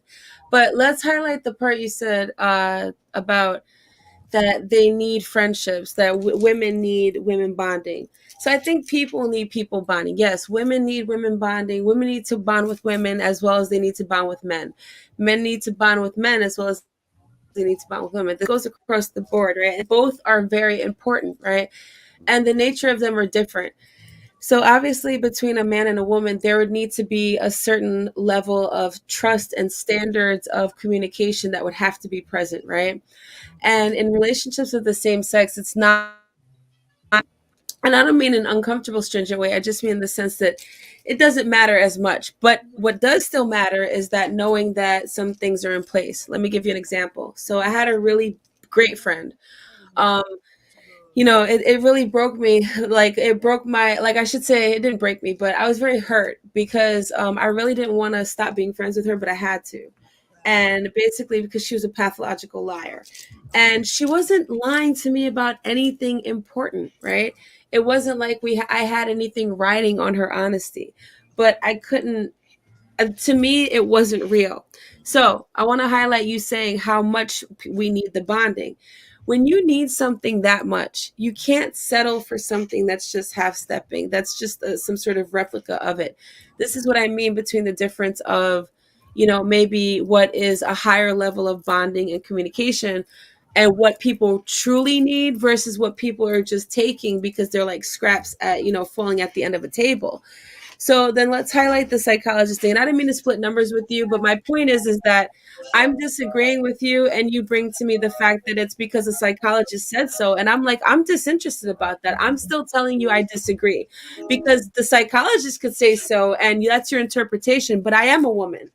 And so, and I have women that have been that I know in my family. Okay. So I am speaking on a whole different level. That's why to me, that part doesn't really matter. Right. So it matters and I'm interested in it, but it doesn't matter. It doesn't change my perspective about that. That's a very low level of bonding. And I do think that a lot of people are okay with that type of bond. But if you, as you said before, have learned a certain template, you're not going to that type of thing. And, a lot of times that will be that it may be your social circle is perhaps maybe a little bit less than somebody else who accepts everything. That should be okay though, right? Because at least it's real. But if women are going around pushing around this narrative that, we're just going around being so desperate for each other's, accompaniment, that we're going to just put up with a lot of false things and envy, and that's just not true. Like I could not in good faith sit here and accept that. There's a purity that I've enjoyed with my women friends that I'm You said hold on before you go. You said you couldn't accept what? I didn't quite catch that. Yeah, I wouldn't be able to accept that because there's a No, purity. I'm saying I didn't hear what you said you wouldn't accept. What's what you wouldn't accept part? This idea that women would go around accepting these subpar superficial bondings, in other words, right? Like that's not true. And like, well, I said, maybe that could be the more common thing. And you know what? That also goes back to something we talked about earlier when we were discussing the idea of, what is common, what is not. And like, what's this elitist sort of group or what's this group of the Well, I was going to say, not I think that's majority. where I kind of wanted to say, like, I mirror this shit. I see it on both sides, right? Because I would say that me as a man, I wouldn't fit into, let's just say, the proto group, so to speak, right? And I would say also that there's women who are my counterparts where that's applicable to them as well, right? I would say that this is where I get very careful with my expressing my observations openly, like let's just say on social media, right? Because I know there's a whole lot of subtle nuance to this shit. I mean, it grinds my gears when you listen, you got a whole, what is it, what they call them, divestors? It's this whole group of women on social media, YouTube and all this, right?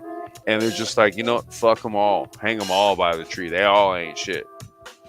And I'm like, whoa, whoa, whoa, whoa, whoa! I'm a productive father over here. I got a little baby cakes and everything, and you want to take me out because you think I ain't shit. Pump your brakes, right? On the flip, same Mhm. thing happens, right? Same thing happens, and that's where I fall back, and I'm like, listen, I'm not going to throttle it all the way to say one thing or the other, right? There's caveats, there's exceptions.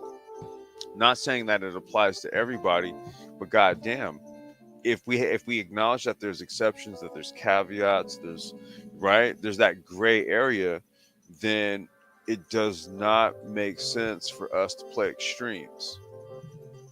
If we could readily acknowledge that there is a gray area here, right? Everybody's in. We were talking about this earlier. Like it's all in flux.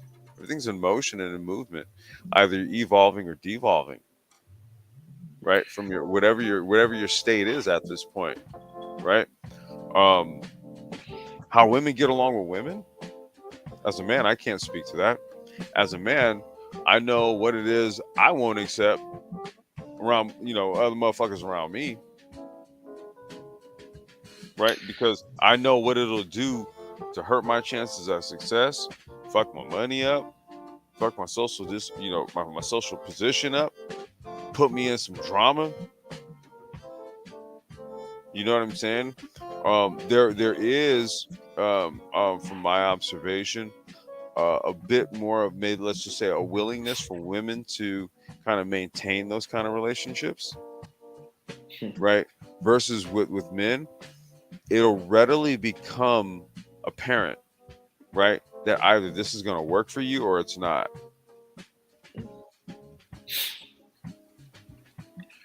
Mhm. Well, Cheryl McBride in her book, "Will I Ever Be Good Enough? Healing the Daughters of Narcissistic Mothers," said that um, when it comes to daughters of this particular persuasion, the friendships that they choose, um, they would choose friendships based on their relationship with their narcissistic mother. So they have a narcissistic mother, they're more than likely to choose narcissistic friends. That's their template. Because when you start talking about, because I think this is actually a critical aspect that people just completely overlook, and that's the attachment theory that Bowlby really made popular, that deals with the mother or the primary caregiver connecting with an infant, because that sets the stage for your relationship style as an adult. And so, because mothers are the ones who teach the children how to be emotionally stable. That's why mothers are so important, because foundationally they construct the template in which a son or a daughter is going to either be an emotionally stable person, you know, or if it's a grandmother as a primary caregiver, or if they're going to be emotionally unstable. And so she talks about how the friendships are chose from that particular perspective. Like if you look at like cats like us, like for example, Complex, you know our experience, dudes, like when we get antagonized in a certain way, what do we describe those dudes' behavior as? Female like. Right. Because we don't ascribe that kind of behavior with masculine behavior. That's the reason why we did a stream on psyche. That's why it's so important, because when you're properly initiated into your womanhood and your manhood, you move a certain way. and you're not going to deviate from that because it's intrinsic. It's like this is what it is. Like there's nothing to debate. And when you have these conversations, I think a lot of times, sometimes women will think like it's a personal attack. No, many of us have tried to figure things out. I know I have, throughout years. I know you had your experiences, complex, out here before your marriage and through the passing of your wife, may she rest in peace, and your experiences afterwards. And so it's just been very interesting, in my research, because for me, it was important for me to get women's perspective on what I was seeing throughout the years. So when I saw that it was women who were psychologists who were talking to women on these issues and they kept coming to the same conclusion, I was like, okay, this makes a lot of sense because this is what I was seeing. I just didn't have the psychological lexicon to say, okay, it's this. And so when you look at a lot of the experiences of particularly daughters as it relates to narcissistic mothers, like it's been hook, line, and sinker from what the type of experiences I've experienced out here throughout the years. And I identified it. I was like, okay, this ain't right here. But I didn't have the lexicon to put on it. And so especially as a man, when you're able to get the woman's perspective through, not bias or anything like that. Like when you have women who are willing to call out the behavior, like elder women always have, and say, hey, these are some problems that we need to address. It's incumbent upon us, just like for men, there are countless things out there in terms of the psychological research as it deals with men and their experiences as well. That many men in the manosphere definitely need to do some research on. I've done my part sharing those resources and reference material, so people can become much more fully mature and develop in terms of their psychology, in terms of their masculinity, in terms of their femininity, so they can actually be and self-actualize into the best version of themselves. And I think that that's important for us to look, because me personally, I think that America is just 100 years behind the psychological research that's out here. I don't think. I mean, a lot of this stuff has been laid down a long time. People have done so much research, man, on brain and trauma and all these type of things, but the average layperson doesn't really know. People are starting to talk about it. You're starting to see more people talk about narcissism and stuff like that. So it's becoming more prevalent, but it's not there yet. And so, in this day and age, I think people just really need to get much more in the know of these things, because it could save your life, and so whether it's physically or emotionally, because a lot of times when you enter into relationships and stuff like that, you can enter a relationship whole, psychologically secure.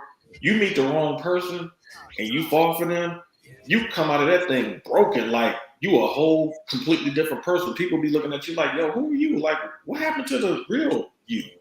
And it's because this person invited you into their chaos. And what people are going to have to be able to do in this age and time, they're going to have to be much more knowledgeable about the signs of the bad behavior. So you don't choose a bad friend because you recognize, okay, this person these symptoms is looking like this over here. So before I even get cool with them, I'm just going to fall back on that because I don't need a friendship like that. Like I think that's where we need to get to the point where we can identify certain types of behaviors, whether it's a friendship, whether it's a relationship with a significant other, that you avoid so you don't even have to go through that experience overall.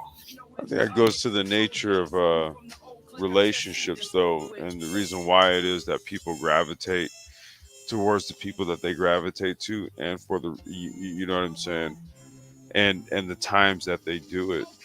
Um, you know, that yeah, that's very much an individual thing. I mean, Ryle, you and I were even saying, I was like, it's like I was like, certain partners that be hollering at me, that be like, yo, bro, roll through, man. It's been a minute, blah blah blah. And I tell you, man, like, I really ain't trying to like go back to that shit. You know what I'm saying? Not trying to really go back to that hood. Try to be out there doing that. You know what I'm saying?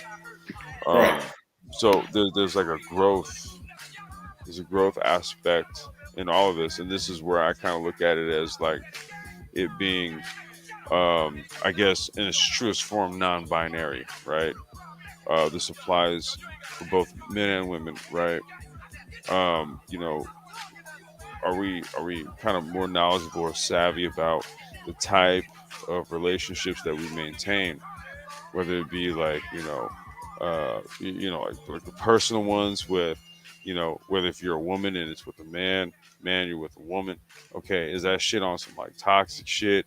Are you just repeating patterns?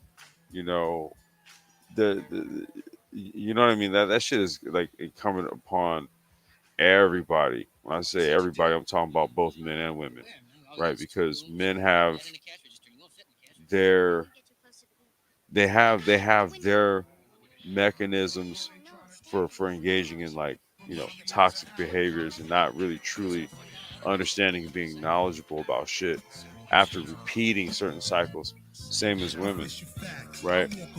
The only thing we can do is have conversations about it. I'm not a woman, so I don't possess the female mindset. I can't really parse out how it is that they sort of sort out these sort of karmic patterns.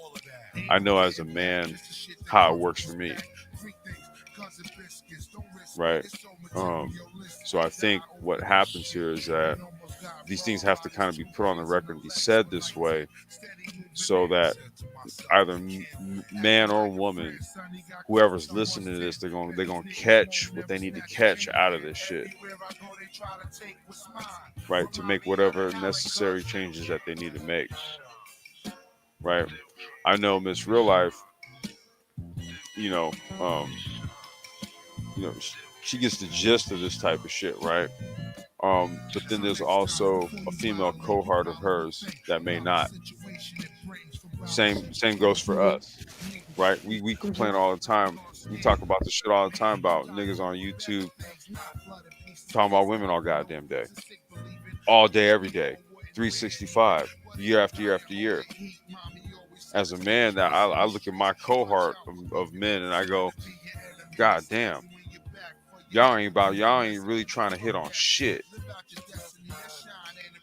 You know what I'm saying? So it's like when I look at it, this shit literally goes both ways. I can see it how it goes, it flips on the female side and how it flips on the male side.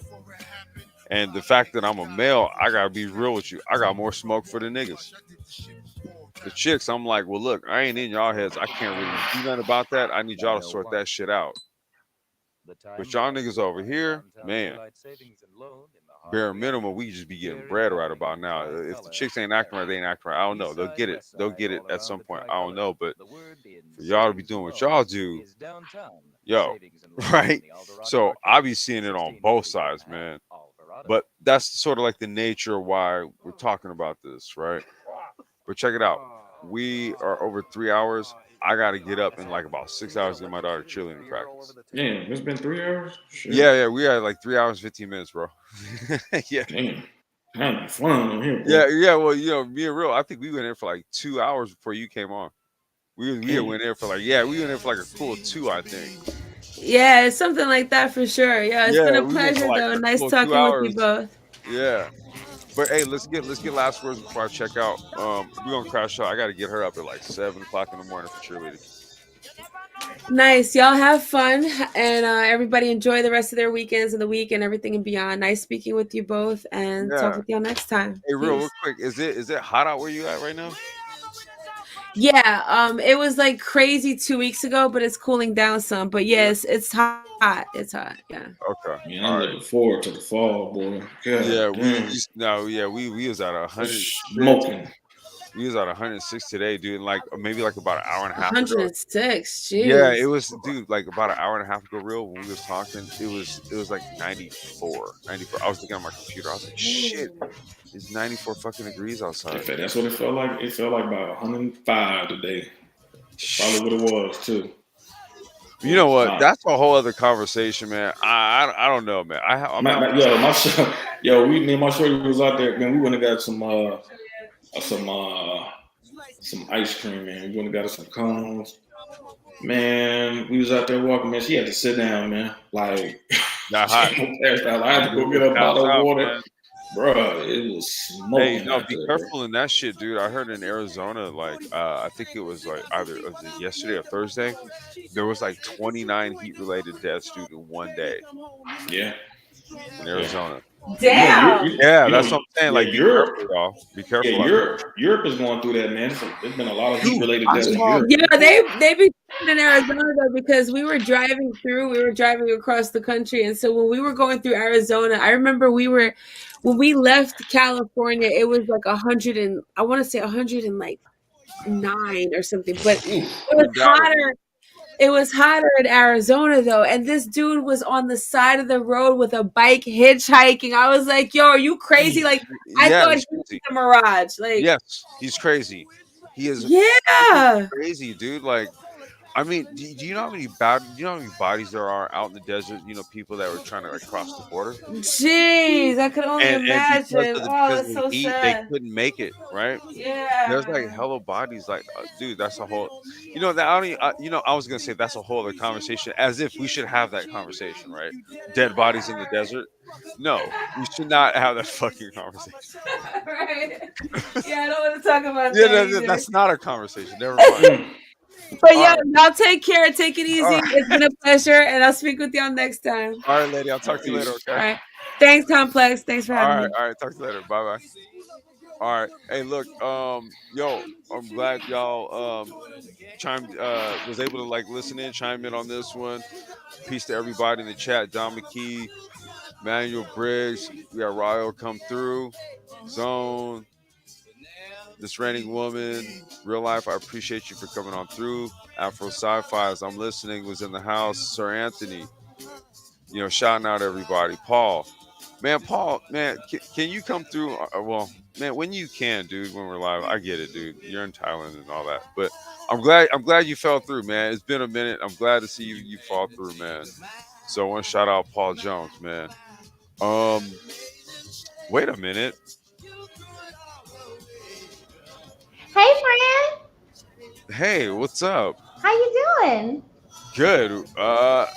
That's funny. Are you about to get off? Because I literally just saw that you were up here. I was on another panel. I was like, let me come through real quick because I didn't know if you was getting off because I had it on mute. Well, no, I mean, we were just kind of, we were like 3 hours and 20 minutes, dude. We went in. I did a 5-hour one. Okay, well, never mind. You just made me look bad because you just bested my 3 hours by 2 hours. So no, we were talking about savvy as sort of like a characteristic or a principle, right? Or something that we actually exercise in our daily lives. Mm-hmm. And savvy is just essentially just common sense, applicable common sense. But yeah, you're here. What's up? What's going on? Nothing. Just coming through, saying what's up, because I remember you came through on my panel. Yeah. So I was just coming through and showing some love. Okay, that's what's up. But I've roasted a few people. Oh yeah. Yeah, AJC and Red, because he wanted to shame, blame, and explain me on Reg's panel, and then I roasted Zab a little bit, and I roasted Angry Man for just a little bit. It's all in good fun though, because he called me a biscuit head, so I felt like. Okay, I'm not gonna. You know what? I don't know what a biscuit head is. I don't know either, but I was called one, so I'm trying to figure out what that is. You know what? I would say that just off the rip, I would just default be offended until That's how I clarification. felt. I said, you know Yeah, what? yeah, I yeah. told him I will fire up a stream on your ass, and I did. Yeah. But what if he told you like a biscuit head was like a person who gets dough? That would be cool, but still, I'm offended. Yeah, but we need It's clarification. Angry Man, so I just need a reason. Okay, well, here's the thing, right? Angry Man is literally we're agnostic. We don't have really issues with him. I don't know what that means exactly when you say that's angry. Like he cool people, but sometimes the shit that he say get on my nerves. Well, But you know, isn't when that you got respect for people and what they do, yeah? but you know, I think it's just a different level of Well, respect. that right there, that's more of a I think because I was in the military, I view it more as a ranking. You well, no, know. my dad. Look, my grandfather was in the military. My dad was in the military, and because of that, I wasn't in the military. But I know what that upbringing is like. I know what that type of discipline is like, right? Yeah. But you got to kind of look at the social media space and how people kind of do things and how they act, right? Yeah. And I'm not trying to like implicate or infer that people do. I'm just saying, observe the shit, right? Yeah. You'll Yeah. have Yeah. people that'll totally be buddy buddy with someone on a panel, and then literally you go into a chat, and they'll be talking slick about them, right? Yeah. Without But the we person, all do it. not We've all been this guy guilty over of the here, shit. not this guy over here. Oh, okay, I have. Hey, listen, I got a reputation to uphold, sweetheart. Okay, I ain't gonna ruin that It's for taken you. about a good 5 6 years to build this up. You know what I'm saying? That's what's up. You earned break. Yeah, we do what we got to do out here in the world, you know. Yeah, Yeah. that's what's up. But no, I appreciate you for coming through. Like No this is your first problem. wait, did you put a comment down there so I can mod you up? Oh no, but I will. I just wanted to come through real quick and say what's good, and thanks for Yeah, having me. no problem. You know, you had your brain trust cherry pops, so all good.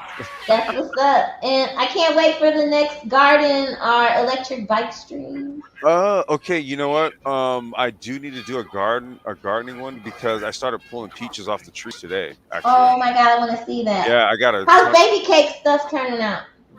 Oh, dude. Well, you know what? Hmm. Watermelon, not sure. I think Oh, a bird snagged it or something. you know you can go to the dollar store and get some um laundry baskets and put over. Oh, like over the stuff to keep the birds away? Hmm. Yeah, you know what? I had to do something like that with the grapes. That's a Yeah, good idea, actually. You know what? Here's what I'll do. I'll get up in the morning before I take her to cheerleading, and I'll shoot a garden update, and yeah. I'll upload it, and I'll at you specifically. Okay, Okay, cool. That's what's I'll up. do that in the morning. That's what's up. Well, I can't wait. Yeah, I probably should get in bed too because I want the pancakes and shit in the morning. No, you So are good. You know, I got to get my little one up literally in about 6 hours for cheerleading, but yeah, I'll shoot the garden video. I'll give the update, and I'll add you so you get the update cool. first thing. I look forward to it. Thank you. Have a All good one. right, no problem. You have a good evening. Okay. Okay, bye. All right. Bye bye. All right, y'all. Shout out to Sexy Red for pulling up, man. You know, I was she welcomed me on her uh panel last weekend where we talked about Frederick Douglass. Okay. We talked about Frederick Douglass. So if you're not subscribed to Sexy Red TV, go sub over there. And she's got some interesting conversations. Let's just say that. It's across the board. But like I said, the one we had last week was pretty cool. And I was chilling and it was dope. So with that, please like, share if you guys like this conversation. Subscribe if you haven't. We'll catch you guys on the next one. I got to go to bed. Baby Cakes has cheerleading in the morning. Peace. Pay homage to my projects, be thorough to the end. Only jail and death divide us from back to the cracks and fly. Got a town that's been knocked off. We regulate block laws. I had to like watch. Flutter with cop force. QB to the cracks in the